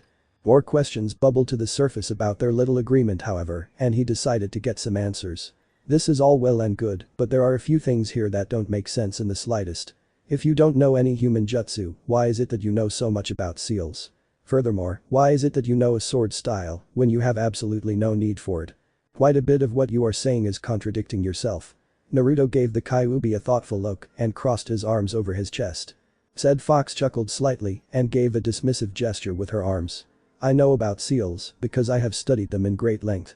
I said that I never had use for your human jutsu, and seals are not real jutsu in the simplest sense of the word. Seals are used extensively, both by humans and by those where I come from. They're the lifeblood of planar travel, and also the medium of some of the most powerful chakra-enhanced blood rituals ever performed. As for the sword style. Kyuubi trailed off for a moment, getting a faraway look in her eyes, before she seemed to take on an almost nostalgic look. A few hundred years ago, I met a rather interesting human. He had ideas and knowledge that were far ahead of his own time, and because of it, he was treated as an outcast. In order to spend more time with him, I agreed to learn his particular sword style. She seemed thoughtful for a second more, as if wondering how to proceed, and then she spoke once again. His style, if you can call it that, is one of the most ingenious and enlightened styles of deadly movement that I have ever seen. It is known simply as Ryudo, or the flow. The thing that differentiates this particular style from all others is the fact that instead of having to memorize hundreds of complex and utterly useless kata, one simply learns how to move. The basis of this style revolves around the user becoming the very essence of water. Kyuubi took in Naruto's pensive look and noticed that he was absorbing this information, as though his life depended on it. She smiled. He would indeed be a good student to teach. She went into lecture mode again. The nature of water, in and of itself, is the most versatile nature that any one element has. It can both create and destroy. It can move silently and under the surface, or devastatingly, and with no regard for its surroundings. It can be as deep and unseen as an aquifer, or as obvious and torrential as rapids. It can flow around an object, wearing it down to nothing in a period of hundreds of years, or it can crash upon that object and obliterate it within seconds. It is a contradiction unto itself, and yet it is the very basis for both life and death of any one living being upon this plane of existence. Kyuubi noticed that Naruto was now even more entranced than he was before, and that he had an almost unquenchable eagerness in his eyes that was simply waiting to be unleashed. Kyuubi smiled even wider. The kid had no idea what he was in for. The way that this translates into a fighting style is absolutely ingenious. The user of Ryudo becomes that very nature. He flows around his opponents, wearing them down, while at the same time, crashing into them with strong purposeful strikes that kill without warning and with absolute finality. He flows beneath the surface, waiting for the moment in which to spring upon his opponent and, as the rapids, demolish them. He can become as a tsunami to his opponents, just as easily as he can be a freshwater well to his friends. In short, Ryudo is the absolute essentia of both life and death. You protect those who wish to peaceably drink from your well, by destroying those who wish to hurt them. She crossed her arms across her chest. This is the style, Naruto, that I will be teaching you, and it will take you years to master. However, even a novice in the flow is still a force not to be underestimated on the battlefield. Kyuubi watched as Naruto almost shook from anticipation. She allowed herself a wide, mischievous grin and waited for him to finally break the silence. Naruto was doing mental backflips. He may have been calmer than he was before, but the prospect of being trained in this seemingly rare and absolutely incredible sword style brought back a small amount of the giddy youth that he used to be. He allowed himself a rare smile, a realismal. He would be learning anatomy, biology, chemistry and a sword style that no one else knew. It was simply too much to put into words. But he tried anyway. Kyuubi, that's awesome. If it weren't for the fact that we're stuck in this god-forsaken classroom waiting for our sensei, I'd rush outside right now and start practicing. Thank you. Seriously, thank you. Naruto did something that he hadn't done for a long time. He bowed. He bowed in thanks and in respect for his new sensei, his real sensei. It was shallow, but still more than he was used to doing, ever. Said sensei just waved her hand dismissively, trying to seem haughty, but failing miserably, looking more embarrassed than anything. Oi, stand up, damn it, you're embarrassing me. Seeing him keep his bow, she sighed and flicked his forehead with her finger. He rubbed his forehead, but rose up, giving her a nasty glare. Would you flick my forehead? Kyuubi huffed indignantly. Because you were being stupid. Naruto pouted. Was not. The fox smirked slightly. Yes you were. She huffed again in exasperation. Damned brat, anyway, you're not getting all of this for free, you know. I'm adding another stipulation to our little deal at this. Kyuubi seemed to cackle gleefully before Naruto shot her a look that clearly said, you've gone crazy, haven't you? She quickly cleared her throat and regained her composure, readying herself to tell Naruto what her term was. In exchange for teaching you all of this, I want you to— she almost looked abashed for a second before becoming mostly serious. I want you to change the look inside of this dreary cell. Before he could ask the obvious question, Kyuubi cut in. No doubt, you're wondering just how to change my cage. It's rather simple. The inside of this cage is as much an impression as you were just a few days ago. Meaning, the cage looks this way because it was meant to look this way. Only you have the ability to change what it looks like. Right now, it looks like a goddamn sewer, and I do not like living in a sewer. Catch my drift? Naruto nodded towards the Kyuubi, with a true look of understanding on his face. They at least had that much in common. Naruto absolutely hated where he lived, and the Kyuubi didn't much like where she lived either. Naruto, though, could change that. Before Kyuubi could even give him instructions on just how to change her abode, he simply did. The cage and sewer structure melted away, revealing a completely wide and blank canvas with which to work. Kyuubi looked at the blonde Jinchuriki, stunned that he somehow instinctively knew how to change the structure of her cell. His face was a mask of concentration, and before she knew it, she was in a completely different environment, much more inviting than her previous one. It was a medium-sized room, much smaller than her previous cell, lined on either side with kanji that Kyuubi immediately recognized as being the same writing on her collar. The walls seemed to be made of a deep mahogany, and the room itself was dimly lit with what seemed to be candelabras. The roaring fireplace on the far side of the room was flanked diagonally on either side by two matching recliners made out of what looked to be fine leather and goose down. In the middle of the room, a queen-sized bed sat, only a foot above the floor, but with a cushion made out of what looked to be even more goose down. An empty bookcase sat directly parallel the fireplace on the other side of the room, and there was a surreptitiously placed door perpendicular to the bed, leading to places unknown. Kyuubi was gape-jawed at the transformation. It looked to be an incredible imitation of a Western-style study room, and it was beautiful. It was inviting, warm, cozy, and most of all, it lacked all the impersonal elements that the sewer held. Naruto was standing near the door, a look of almost exhaustion on his visage, before he gave a wide, almost eclipsing grin, and scratched the back of his head. Kyuubi simply stared at him, stunned, before allowing herself to do something that she hugged Naruto. She simply hugged him. After almost 13 years of living in a damn dank dark sewer, she now finally had the closest thing she had ever had to a home. Before Naruto knew what he was doing, he had returned the embrace, both enjoying the company. Naruto had been an outcast, an absolute nothing for 12 years, and now that he had at least a modicum of company, he was going to relish it. They stood there for a few minutes, simply enjoying the hug, before Naruto finally broke it off and gave a sheepish smile to the trying real hard to be stoic Kyuubi. Before Kyuubi could vocalize her thanks to the blonde, however, he walked over to the door and revealed something that took her breath away. It was outside. It was a replication, but it felt real. The trees were swaying under a slight warm breeze. There were flowers of all kinds, and different forms of wildlife roamed freely. The grass was ankle deep, and it tickled Kyuubi's bare feet to step on it. The artificial sun shone at a perfect angle, casting comforting shadows across the expanse of nature. Birds chirped, sakura petals danced, and the place was alive in so many ways. This time she simply let herself speak her thanks. Naruto, this is absolutely beautiful, so absolutely beautiful, thank you so very much. Kyuubi was the one to bow this time, with a small goofily proportioned smile pulling at the edge of her mouth. Kyuubi was a tailed beast, a monster, a destroyer, something that struck fear into her opponents and relished in their desperation and death. It was her nature, and it was what she was created for, it's what she was commanded to do, and what she did without hesitation. And yet, in this relatively short time span spent with this boy, she had changed, fundamentally. She allowed herself a small, wistful and happy smile. When she had been sealed inside him, she had seen in herself the depths of depression. For 12 years she had wallowed in that depressed hell, and in the course of a few days, this boy, whose kindness knew almost no end, had reversed it. He had been kind to a monster, he had shown pity on the pitiless, and he had given someone who, in her own estimation, did not deserve a second chance, that very thing. Right then and there, Kyuubi made a silent promise to herself. This boy would live. This boy would flourish. Uzumaki Naruto would become feared or loved, whichever he wanted, and she would make sure that she guided him in his endeavors. That much she would make serious. Before she could ask how he was able to change her cage without instruction, however, he seemed to get a puzzled look on his face and gave her a somewhat quizzical glance.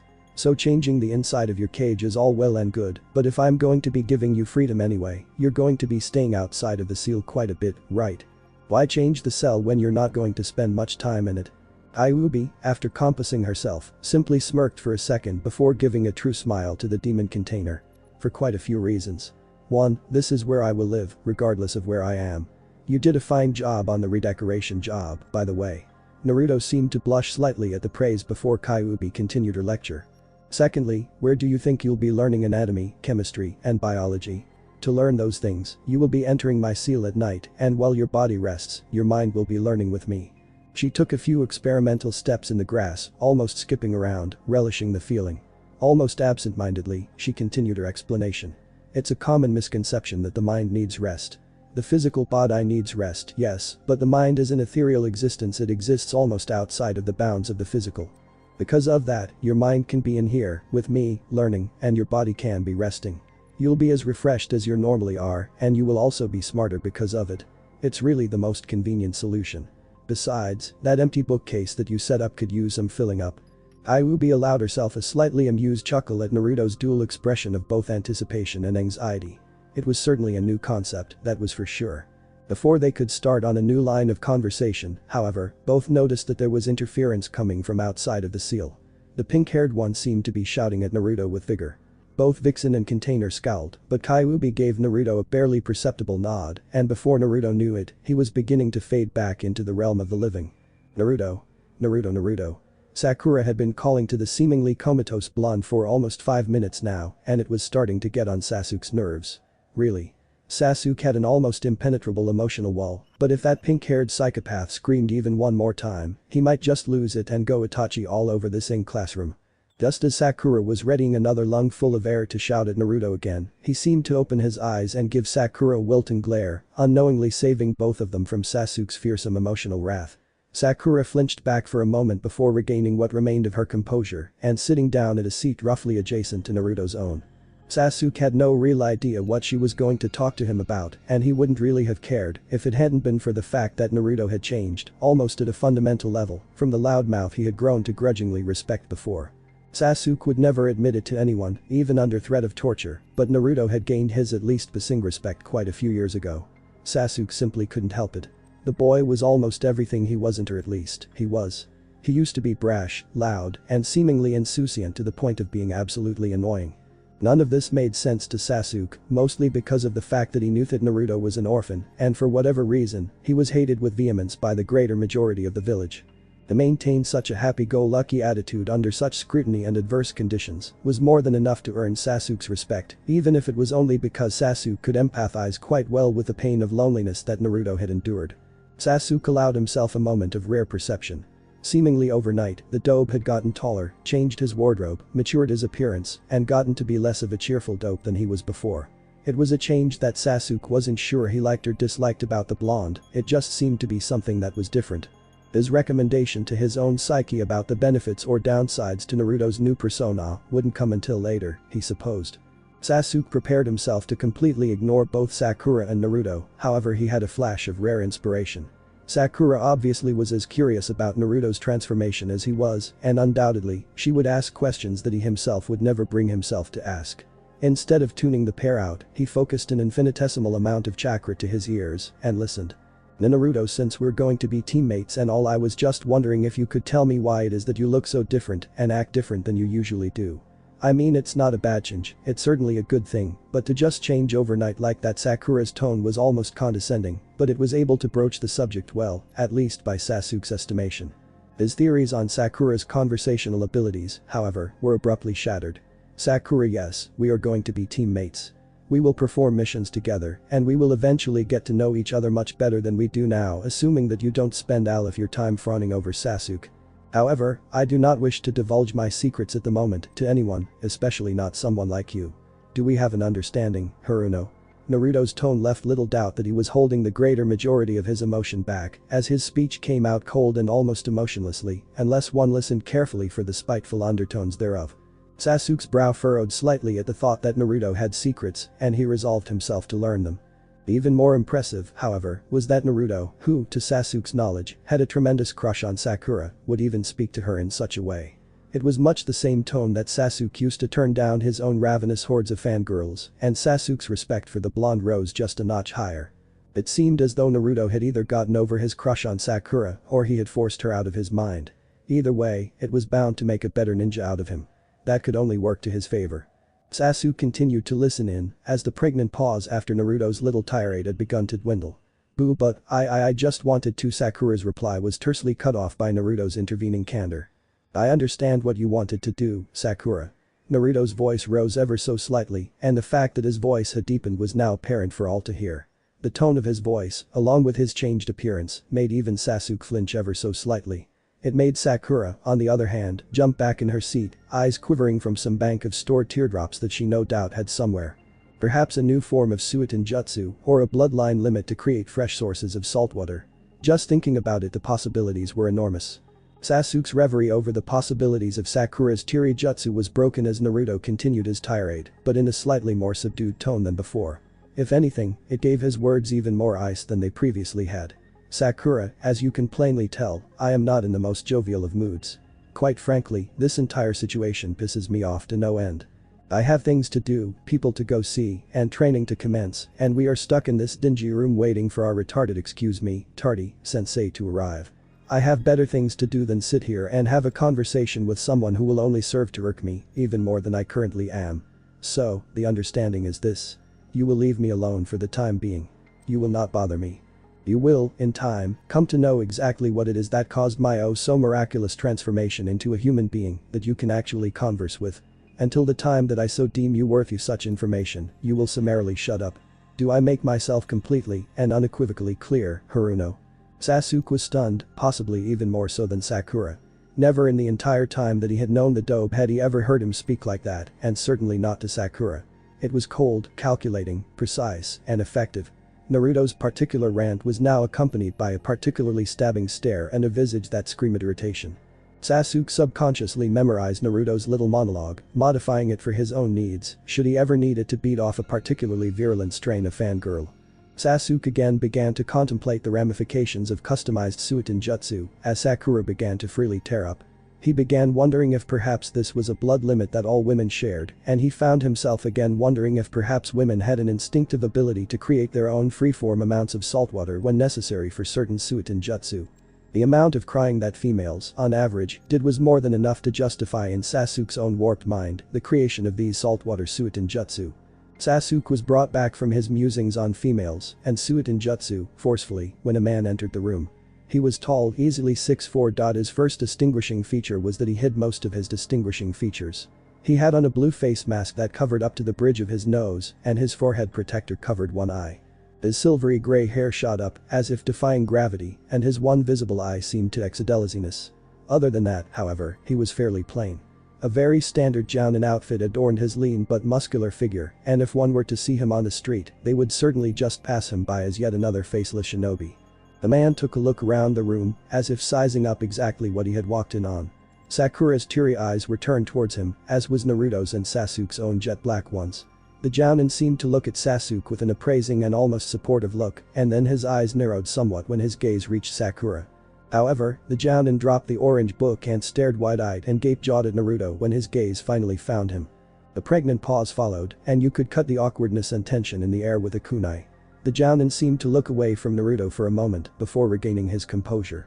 His one visible eye curved upward slightly, giving the only real indication that he was smiling, and he uttered his first words to Team 7. "Ma, what an interesting mix of people this team has. My first impression of you is that you're pathetic.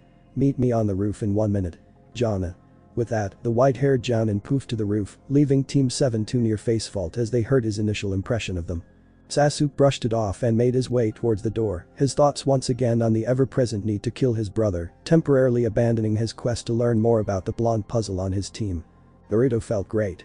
As he was walking up the stairs, keenly aware of Sakura's attempt to penetrate his skull with her eyes, he realized that he had gotten quite the load off his chest. He almost sighed with contentment. The look on Sakura's face had been priceless. Betrayal, hurt, offense, all of them had passed on her visage in the blink of an eye, literally. He had certainly gotten the art of being cold and calculating down rather quickly. Naruto followed Sasuke to the roof, where their extremely tardy sensei was waiting for them. Consciously or not, Naruto managed to sit with Sasuke between him and Sakura, facing their sensei, who he noticed was giving him strange and almost scared looks every now and again. It irritated him. "So, you're Team 7. I'm your jounin instructor. Let's get acquainted with each other, nah? You, Pinky, go first." The gray-haired man simply pointed to the now undistraught girl sitting to Sasuke's right, and she gave him a quizzical expression. "Nah, sensei, what do you mean? What should we say?" Sakura's own temerity was reflected in an almost amused gaze from their sensei, who turned his head upwards to glance at the clouds. "You know, your likes, your dislikes, your hobbies and your dreams. That kind of thing." Sakura seemed to process this information for a second before returning their sensei's deadpan expression. "Why don't you go first? After all, we have no clue who you are." Sakura seemed almost pleased with herself for thinking up such a devilishly clever scheme, and their sensei only chuckled slightly before glancing at the clouds once more. "Alright, my name is Hada Kakashi. I like many things, I dislike some things, I have many hobbies." He seemed almost to be not there while he was speaking, and if Naruto didn't know any better, he would have thought him under some sort of narcotic. "As for my dream, you're too young to understand it." Kakashi's gaze stayed skyward, while Sakura whispered to the group, so all we got to know was his name. Naruto nodded slightly before Kakashi returned his gaze to Sakura. "So, Pinky, you're up, again." Sakura puffed slightly at being called Pinky, but it was quickly dispelled as she shot a sidelong glance to Sasuke, blushing the whole time. "My name is Haruno Sakura, I like." She shot another sidelong glance to Sasuke, before gaining what little composure she had left. "My dislikes no pig. And mean people." With that, she threw a glare at Naruto, who only shrugged. "My hobbies," she giggled again. "My dream." She completely flipped out at this, going into a giggle fit of epic proportions, after shooting another long glance at Sasuke. Kakashi resisted the urge to groan. "A lovesick stalker of a genin. Wonderful." Quickly deciding to move on, he pointed to Sasuke. "You, the brooding one, go." Sasuke seemed to think for a moment before answering in his typical brooding and unemotional voice. "Ichiha Sasuke. I have very few likes, and I dislike quite a lot. I have no hobbies, but I have an ambition. To revive my clan and to kill a certain man." Sasuke finished on a cold note, giving Sakura dispense to giggle like a horny schoolgirl again, while preaching his virtues. Kakashi simply stared at the boy. So an Avenger. Just as I thought. He put his thoughts aside for the moment and finally pointed to the person he was truly curious about. You, Blondie, go. Naruto didn't answer for a second. To be honest, he was contemplating what to say. Given the same question only days before, his answer probably would have been something about Ramen and becoming Hokage, but now Naruto decided to wing it. Whatever came out, came out. My name is Uzumaki Naruto. My likes are the few people in this village who treat me with respect, training and a certain vixen. At this, Kakashi's eyes widened ever so slightly, and Kyuubi blushed when Naruto gave what amounted to a mental Cheshire grin. My dislikes most of the people in Konohagakure no Sado, and possibly the Yondaime Hokage. I haven't made up my mind yet. Kakashi's eye widened even more at this, and Sasuke and Sakura both gave him an almost frightened stare. His tone was almost as cold and uncaring as Sasuke's, and to hear that he didn't like the Yondaime, my hobbies, it used to be pulling pranks, now I don't really have any. My dream. Naruto closed his eyes for a second, truly contemplating what his dream was. Up until a few days ago, his only dream was to become Hokage and gain the respect of the village that he thought he so dearly loved. Now, however, things were different. He knew things that he didn't know then, and he wasn't so happily oblivious to his own surroundings. He still wanted recognition from the village, but differently. He wanted them to recognize his power, and especially, that he was no one to be trifled with. He had been kicked around long enough. Simply grinning and bearing it didn't work anymore. He gave a small chuckle before continuing with the last part of his soliloquy. My dream is to make this village see just exactly who I am, one way or another. A small smile came onto his face, and he noticed that Kakashi was drilling him with a glare filled with barely suppressed something. It had been the same something that he had sent to Sakura earlier, and he still had no idea what it was. It's called killing intent, or Kai. It's basically the ability to extend your own soul and spirit's dominance onto others via the use of expanded and activated chakra. It's tremendously useful, and it will be something I would be training you to utilize. Naruto silently thanked the Kyuubi and glared right back at the Jounin. Unconsciously, he unleashed his own killing intent, laced with the raw killing intent of the Kyuubi behind it. Kakashi found himself hard-pressed to breathe. He had been holding his own Kai back remarkably well, deciding not to kill the brat until after the other two had left. Hearing that the brat hated the Yondaime, his sensei, even knowing the kid's burden, was enough to push him well overboard. But he had failed to anticipate that the kid would have his own killing intent, laced with none other than the fear-inducing Kai of the Kyuubi behind it. Sasuke and Sakura both felt it as well, as their own startled and fearful expressions showed. Naruto simply sat there, calm and uncaring to the world. As suddenly as it had begun, it stopped.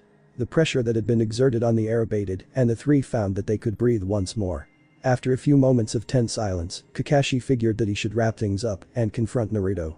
Well then, you three, we're going to be doing some survival training tomorrow at Training Ground 7. You may not have known this, but the true genin exam lies with the instructor, not with the academy. I will choose, tomorrow, whether you three pass or fail. Note that there is a 66.6% failure rate in this test, so there is a good chance that one, two, or even all three of you will be sent back to the academy. Oh, and don't eat breakfast, you'll only throw up. Kakashi gave a half-hearted grin to the now stunned three, before motioning to both Sasuke and Sakura to leave. Thankfully, they got the hint. Sasuke hesitated slightly on the edge of the building, before giving a slight nod to Naruto and heading off into the distance. For a few moments, Naruto and Kakashi simply stared at each other, neither one willing to make the first move. However, suddenly, Naruto made a move to stand up. Kakashi released his hand from his kunai pouch and resumed his deathly glare upon the Jinchuriki with renewed vigor. Naruto simply smirked. Before you give me some lecture on the virtues of the Yondaime, save it. I don't have time for such pointless drabble.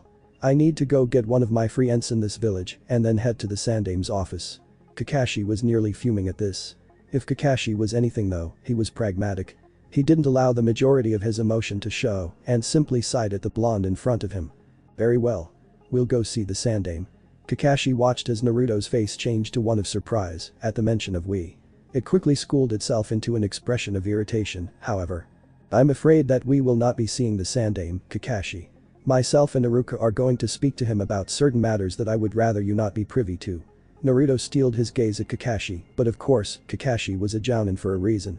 He simply stared right back and crossed his arms in defiance. Naruto, we will be seeing the Sandaime, even if I have to drag you to the tower myself. That killing intent of yours was clearly the Kyuubi's. If anything, the seal could be weakening, and seeing as how I'm one of the few people left in this world who knows, at least somewhat, how that seal works, I will present. Naruto's face was impassive for a moment before it turned into a smirk, much to Kakashi's surprise. Trust me, Kakashi-sensei, you know more about how this seal really works than you ever will. If you really knew how this seal worked, you wouldn't be berating me.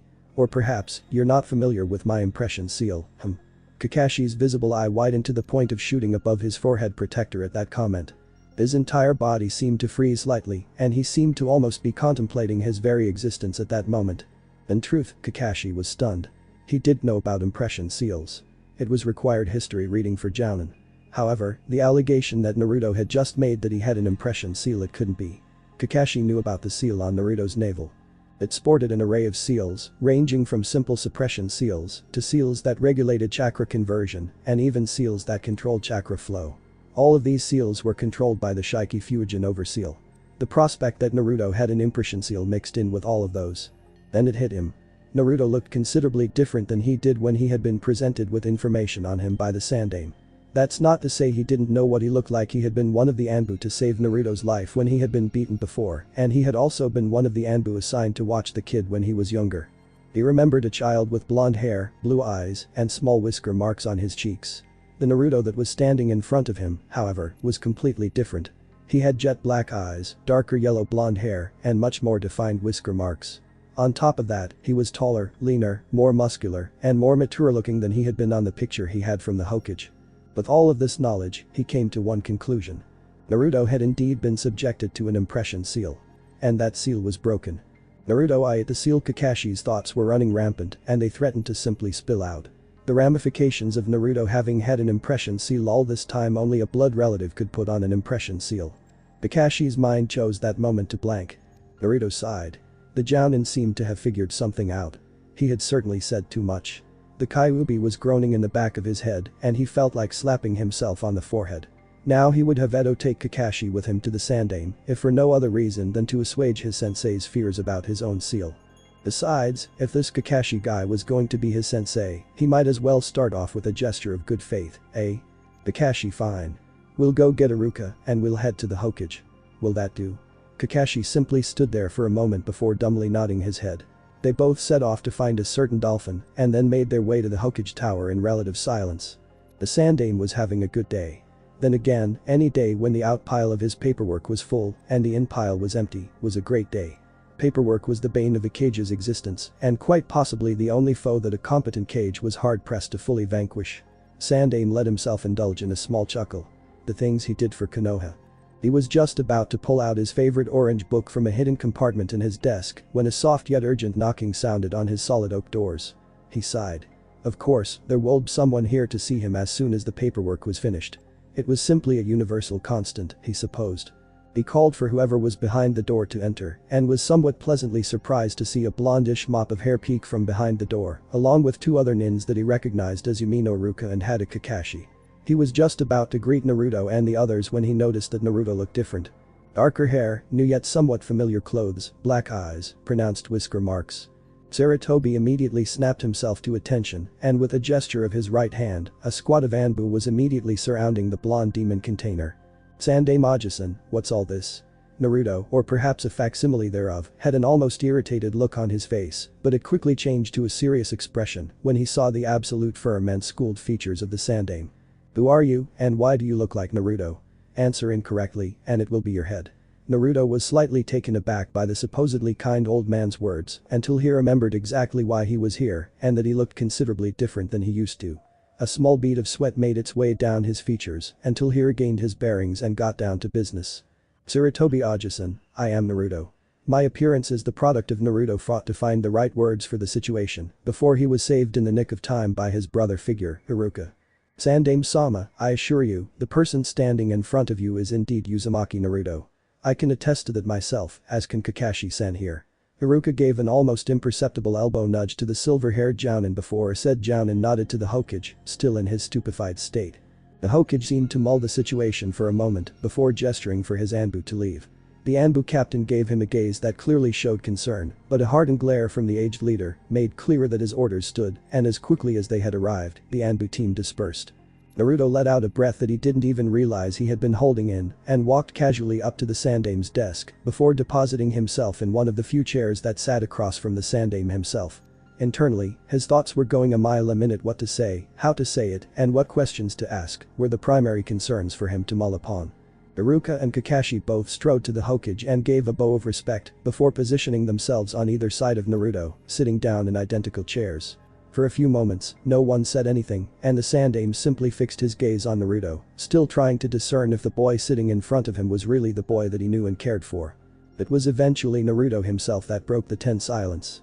"Oji-sen, I know I look different, but I guarantee you, I am Naruto. In fact, the reason I came here is due to the reason why I look different. These two are here because they both know of the situation, if only somewhat, and probably deserve to know about the whole thing as much as you do." Naruto's stomach was doing flip-flops in his stomach under the scrutinizing glare of the third Hokage before the Hokage's gaze turned to one that Naruto had seen many times before. It was a gaze of understanding and joviality, and it was the way that he looked at Naruto when he usually came to visit. "I believe you, Naruto. After all, you're the only person who still calls me an old man." Iruka and Kakashi both sweat dropped slightly at that. Iruka supposed that it was true Naruto was the only person who still called the Hokage by his old man moniker, as opposed to Sandame-sama or something equally as respectful. Iruka made a mental note to pound some respect into Naruto's head after all of this.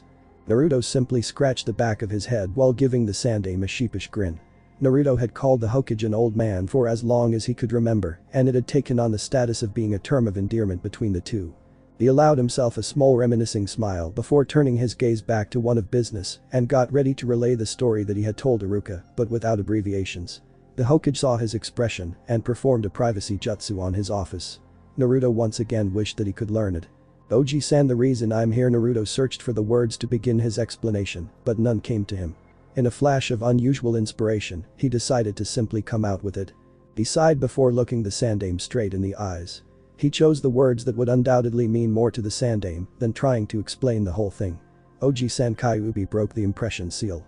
Sarutobi's expression changed instantly from one of kindness to one of both confusion and extreme surprise. The pipe dropped from his mouth and his eyes widened further than Naruto had ever seen them. "Boo, but that seal, how what?" The Sandame was absolutely beside himself in surprise. Not only did Naruto know of the impression seal, but somehow, the Kyuubi had broken it. The entire situation was confusing as well as borderline frightening, but he forced himself to calm down, and with calm, yet slightly shaking voice, he asked Naruto to start from the beginning. Naruto more than happily obliged. He relayed the entire story, almost verbatim to the Sandame, with Iruka and Kakashi's expressions both becoming ones of surprise, and in Kakashi's case, anger, at hearing some of the things that were revealed during the story itself. He told them of the fact that Kyuubi would be teaching him, that he had signed the Kitsune contract, and that his end of the bargain for being taught by the Kyuubi was to summon her from time to have some fresh air. They looked sufficiently angry as well as terrified at that revelation. When Kakashi looked as though he was about to interject, the Sandame threw him a look that clearly said, "We'll talk later." When it was time to get to the end, he paused for a moment, as though choosing his words, and then continued unabated. "After the Kyuubi got done explaining to me exactly what the impression seal was for and how it was used, she put the whole situation together for me." Naruto paused again for a moment before sighing and resigning himself to the chaos that his next words would cause. "The impression seal can only be put on by an extremely close blood relative, and it had to have been put on at the same time that the Shiki Fuijin was placed on me so as not to cause conflict with the other seals. That means that the Yondaime had to have put the impression seal on me, and that means that he was a direct relative of mine. He was entirely too old to be my brother, so that means that the Yondaime was my father, right, Oji-san?" Naruto stared impassively as the Hokage's own expression turned to one of almost anguish, and Iruka's turned to one of both surprise, admiration, and a small amount of pity. Kakashi's reaction, however, Naruto could never have anticipated. The desk in front of Kakashi shuddered with the impact of Kakashi's fist, and with a glare that would have killed lesser men, he stood up and met the Sandame's own gaze with his own. "You lead Tomi? My sensei's child, did not he? All this time, all of this goddamn time, and you never told me, damn you. I was supposed to be his godfather. I would have looked over him, protected him, provided for him, and yet I was never told." Kakashi was shaking with barely repressed rage by now, and Naruto's expression was one of astonishment. Hada Kakashi was one of his father's students. What's more, he was supposed to have been his godfather. Not only that, but this man, who Naruto could never remember meeting before in his life, was practically using killer intent on Naruto's behalf for not being allowed to care for him as a child. Unbidden, a smile came to Naruto's face, and his respect for the man sitting to his right jumped up considerably. Iruka, by this time, was restraining Kakashi from jumping over the desk to accost the Hokage, and surprisingly, the Sandaime looked almost ashamed. Naruto wondered if perhaps his unofficial grandfather figure was truly remorseful for his actions. The silence in the room was broken by Sandaime's own shaking voice. "It was never my decision, Kakashi. When the sealing took place, Yondaime-kun made sure to let me know that no one, aside from Jiraiya, myself and his mother, would know who he really was." Of course, his mother the Sandaime trailed off with a pained expression on his face, to the confusion of everyone in the room, before he resumed his speech. You have to understand his reasoning. He knew that his son was going to have a hard life, and while he knew that if the populace were to know that Naruto was his son, it would make it easier on him, it would also create even larger problems. He believed that Naruto would still have his mother, at least to a certain extent, but Kakashi seemed to deflate slightly at the old man's words, but his gaze was still one of intense and burning defiance. Even Kakashi looked confused, however, at the constant references to Naruto's mother. Sarutobi let forth a heaving sigh, before repositioning his pipe in his mouth and continuing his explanation. You know as well as I do that Minato had many enemies, both inside and outside of Konoha. While the populace may have accepted Naruto more freely if they had known his heritage, it was never a guarantee. They could have thought it a lie, just as easily as they could have embraced it. It was a 50-50 chance of either complicating the situation or making it better. However, it would have been an almost guarantee that if people freely knew that his son was alive, Naruto's life would have been in immediate and unrelenting danger. Do you really think that the stoner the Cloud would have left him alone after the infamous Yellow Flash decimated so many of their shinobi?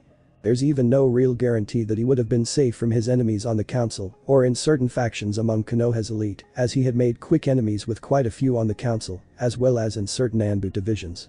In the end, Kakashi, Naruto would have been in even more danger if people had even thought that Naruto was Minato's son than if people had no idea. Kakashi's glare had completely died down by now, and he was slumped in his chair, with his one visible eye towards the floor. If Naruto didn't know better, he would have thought he was trying to keep from crying. Before the Sandaime could continue again, Naruto's one burning question made its way to the front of his mind, and he knew that he needed to know. Sandaime and all of this gives me so many more questions, but there is one question that I really want answered.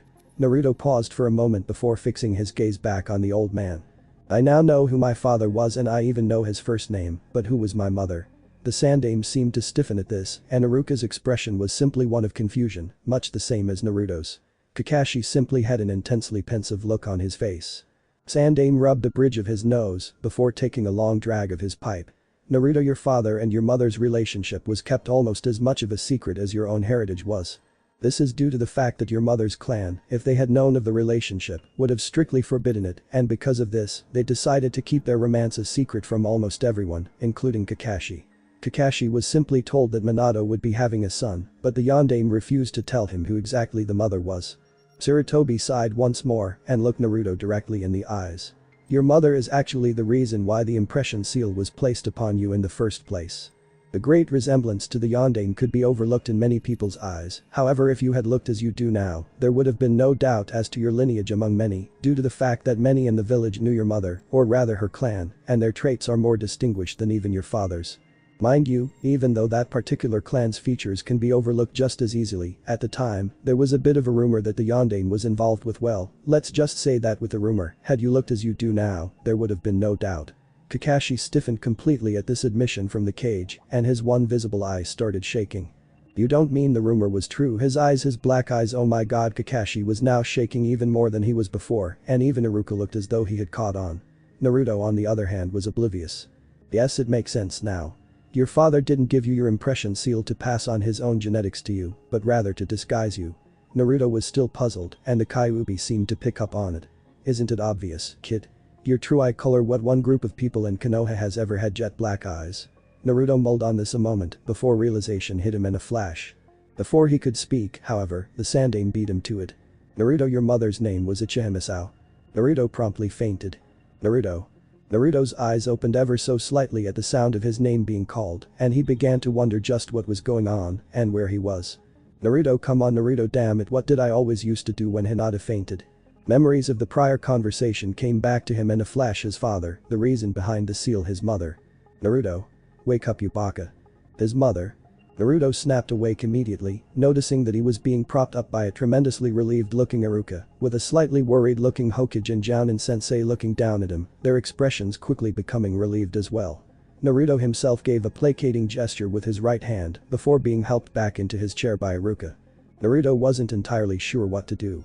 There were so many questions floating around in his head and so many other things that he needed clarified that it would take the better part of the rest of the day to fully sort them out. He sighed. There was a story behind all of this, he was sure, and most of his questions would probably be answered if he simply asked the old man to relay it. Besides, if there was one thing that Sarutobi was good at, it was weaving a good tale, even if it was non-fiction. Oji-san, tell me everything. I want to know about myself, I want to know about my parents, and I want to know what's left. I've had a lot of secrets withheld from me lately, and I'd like it for that to stop. Just tell me everything. Everything. Truthfully, Naruto was just a bit peeved within the space of about 2 days. He had gone from knowing absolutely nothing about himself to having his entire life changed, and he would much rather have it all come out now instead of having to learn it piecemeal from different sources. Sarutobi seemed pensive for a moment. His pipe was alternatively smoldering and burning brightly at short intervals, and from past experience, Naruto knew that as a sign that the old Hokage was thinking rather hard. Finally, it looked as though he came to a decision. I've already told you quite a bit, I suppose I should simply get it all out there. Although, are you sure you want Iruka and Kakashi to hear this? All eyes in the room turned to Naruto, and he seemed to furrow his brow for a moment before his normal determined look reappeared on his young visage. Hi. Iruka is someone I trust implicitly, and Kakashi, well, I suppose if anyone outside of me and Iruka deserve to hear this, it's him. So, yes, I want them included in this. Iruka's expression warmed considerably, and Kakashi's own cyclopean look seemed to alternate between thankfulness and warmth before schooling itself into impassivity. Both sat down, and after a few moments of contemplation, the Hokage commenced telling the story. It all began about a year and a half before the Kyuubi attacked. Your father, having been wounded while trying to perfect one of his jutsu, had been taken to the hospital, where one of the best medic nins of our time, your mother, attended to him.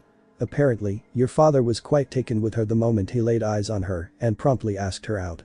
Your mother, being of the same mind towards him, just as promptly accepted. Of course, it probably helped that your father was a bit of a heartthrob among the female population of the village. Sarutobi chuckled here for a moment before continuing. They had a fairly good relationship going for almost a month before the Uchiha Council got wind of it. They were, of course, incensed that one of their own was in a relationship outside of the bounds of what a proper Uchiha should be in. They were of the mind that Uchiha should marry nobility, or even within the clan, therefore keeping their own bloodline unpolluted, or some such nonsense. They expressly forbade your mother from seeing the yondaime. Sarutobi took a puff on his pipe, and his eyes seemed to be a visage of almost anger, before he schooled his expression once again, and began relaying the rest of the story. It didn't really help that your mother wasn't exactly liked within the Uchiha inner circle, either. According to them, Uchiha were supposed to be feared warriors, not medics of all things. Don't misunderstand me, either your mother was a very competent ninja, easily meeting the requirements for being a chunin, however her main role within most ninja-related things was to be the field medic, and because of this, she saved countless amounts of lives. To be honest, as a medic nin, she was second only to Tsunade, and even on par with Kakashi's own teammate, a girl named Rin, but that's another story. Of course, your mother and father had no intentions of obeying the stuck-up Uchiha Council, and as such, they continued their romance unabated, albeit in much more secret conditions. They would meet very surreptitiously, either at your father's own estate or at some of the more private eating establishments, and you could often find them simply gazing at the stars under henge. They loved each other more than any other couple I've seen in a long time, and it only took about 4 months before they asked me to perform the marriage ceremony for them. Sarutobi by now was smiling a very warm and reminiscing smile, and you could see his eyes get slightly misty with unshed tears. The ceremony, if you could call it that, was very small. It was performed in this very office, with Jiraiya being the only witness. At that time, I was still retired, but being that I had once been a Hokage, I still had the power to marry people. It was short and concise, and they both told each other that when they felt they could, they would have a more grandiose ceremony. It was only a few months after that you were conceived. Sarutobi and Kakashi both shared a perverted giggle, while Iruka and Naruto shared a sweat drop. Naruto had to restrain himself from giving them both a well-deserved lump on the head. Seeing Naruto's irritation, Sarutobi cleared his throat and continued on. Life continued much the same for the next 8 months, with your mother somehow being able to keep her growing pregnancy a secret from everyone. It was during the 8th month that we received word of the Kyuubi reawakening and storming a veritable warpath towards Konoha. As you can imagine, Minato became incredibly busy almost overnight, trying desperately to develop a way to kill the demon that was bearing down on us. He got very little sleep and even less time to spend with his wife and soon-to-be-born son. It was nerve-wracking on him, but as the casualty reports kept coming in from outlying settlements, he had no choice but to devote himself fully towards its defeat. Sarutobi allowed himself a solitary tear at this point, and both Kakashi and Iruka shared in the old sage's sentiments. It was almost a full minute before the Hokage allowed himself to move on. A few days before the Kyuubi was to arrive at Konoha, your father finally came up with the idea for the Shiki Fuijin. It was a jutsu sealing procedure that invoked the death god himself, Shinigami, to forcibly remove the very soul of the Kyuubi and seal it within the stomach of the death god forever. The price, however, was steep. It required for the user to give up their own life to an eternity of battle within the death god's stomach with the soul they sealed away. At first, everyone who was privy to the information, including Minato himself, was very reluctant to use it. However, it became very clear the closer the Kyuubi got to Konoha that it was the only option. There was a problem, however. Well, a few of them, really. The first was that Minato wasn't exactly sure if the stomach of the death god could actually hold the extremely powerful soul of the Kyuubi, being that the Kyuubi was one of the strongest Biju in existence, and its own power rivaled that of the deity of hell himself. The second problem was that if the death god couldn't hold the soul of the Kyuubi, what could? It was an almost hopeless situation, and it was only a day before the Kyuubi was to attack that he was able to come up with the answer. Sarutobi steeled his expression and steepled his hands on his desk at this, readying himself for the last part of the story that thus far had captivated his audience. He came up with the idea of the Jinchurikyu. While Shinigami might not have been able to actively hold the Kyuubi, a human container with the proper seals could. At first, we were disbelieving after all, humans weren't nearly as powerful as the Shinigami, and the idea of a human being able to hold a Biju that the death god could not was almost preposterous. However, Minato explained it very succinctly. The stomach of the death god would be forced to hold Aleph the Kyuubi, whereas a human container would simply be containing the Kyuubi's soul and power, while the body was given up. Essentially, this meant that while the power was still there, the means by which to channel it effectively was not. Power in and of itself is great, but without a means by which to use it, it becomes useless. The idea behind the Jinchuriki was to give that person the soul and the power of the Biju, and allow that person and that person alone to have jurisdiction over that power. The Biju, of course, would remain alive and have the actual power that they had once wielded, but the only way in which they could actually channel that power was either to, or with the permission of, you. When the Jinchuriki eventually died, the power of the human soul and spirit, which have much more power than anyone gives them credit for, would then be used to kill off the soul of the Biju, completely erasing that Biju from existence. Naruto allowed this to soak in for a moment while Sarutobi paused to refill his pipe. The very idea was absolutely mind-blowing, and if it weren't for the fact that he was currently living as a testament to it working, he wouldn't have ever believed that it would work. It was at this point that Naruto truly began to think of his father as a genius. Only someone with a staggering intellect and ability of forethought would really be able to pull something like that off. He was brought back to reality as the Hokage sat back down and after taking a puff on his pipe, started again. The only problem with any of this was that because of the sealing processes used, unless it was used on a newborn, it would invariably kill the person used. This would have been fine, except that if the vessel were to be killed too soon, the sealing process wouldn't have enough time to mature and it would fail, completely allowing the sealed Biju to re-emerge, defeating the purpose of the jutsu in the first place. A newborn baby was still pliable enough to allow something like a sealing jutsu to take, as is evidenced by the impression seal. This meant that a newborn baby had to be sacrificed to this fate without having any sort of choice in the matter. It was only a short time before Minato and Misao both made the decision that you, Naruto, were to be the one to be sealed. It was easily the hardest decision either of them had ever made. Not only would Minato be dying, but you, their son, would be cursed to the fate of being a Jinchuriki, and even though they hoped beyond hope that the village would see you as a hero, they were realists in the end. Because of this, Minato spent the entire last day he had alive devoting himself to finding various seals that would allow you to work in symbiosis with the Kyuubi, making you as powerful as possible, and hopefully giving you an easier life. He also fervently believed that the Kyuubi was not truly evil for some reason, which no one really understood. I only recently did any research into it, but I'd much rather the Kyuubi told you that, than me. Naruto gave a small internal nudge to the fox, and he got the equivalent of a "we'll talk later" from the vixen. Temporarily shrugging it off, he returned his focus to the Hokage's dialogue. The Hokage sighed slightly, and his eyes became downcast. In the end, there were exactly 70 different seals Minato planned on using on you, ranging from a multitude of singular suppression seals to the impression seal to keep you anonymous, as well as a number of chakra flow seals and other seals that, to be honest, I'm not entirely sure of myself. It was shortly after your father's research was completed that the Kyuubi finally met the walls of Konoha, and at almost that exact moment, your mother went into labor. The ninja of Konoha rushed out to meet the Kyuubi, mostly just to delay it. Your mother's labor was thankfully short, and as soon as you were born, you were rushed to a room below the Hokage Tower, where Minato began writing out the various sealing kanji to be used on you. It took him a total of 2 hours to complete the kanji, and by that time your mother had recovered, at least somewhat, from the ordeal of giving birth. With one final goodbye to you, your father rushed out to the battlefield, unawares that your mother had also gone to the battlefield to try to save lives. After this, it's basically as your history lessons indicate. Your father rode out on Gamabunta, used the Shiki Fuijin, and then before he died, he transferred the soul and power of the Kyuubi into you, activating the other seals around you at the same time. The process itself took only about an hour, and then it was done. The Kyuubi was dead, you held what remained thereof, and your mother. Sarutobi shook his head and got a glazed over look on his face. We never recovered your mother's body. As near as we know, she was killed while attempting to evacuate a load of wounded from the battle zone. Apparently there were witnesses to your mother's death, and she was declared as such shortly after the battle. At the time, there was a rumor that the Yondaime had a son, and that boosted morale for a little while, but because of his last wishes, I was forced to dispel that rumor and tell them all that while the Yondaime had indeed had a son, you had been killed, even though you weren't. It was shortly after that you were announced as the container of the Kyuubi. It was a calculated risk. Either they would see you as a hero, or they'd curse you. Obviously, they didn't see you as the hero as your father and mother wanted, and I was forced to make the rule to forbid them from speaking of it. It was truly the saddest day the Leaf has ever endured. Sarutobi shook his head ruefully, and both Iruka and Kakashi had a stern look on their face. The atmosphere was, in a word, solemn. Naruto simply sat there, allowing himself the luxury of absorbing all of the information that he had been presented with. It was the stuff of tragic plays, not real life. He slumped in his seat and thought one thing. I have no family left alive. I'm all alone, completely alone. The Hokage took that moment to do what he does best. Give Naruto hope. Naruto, I know this is a lot to take in.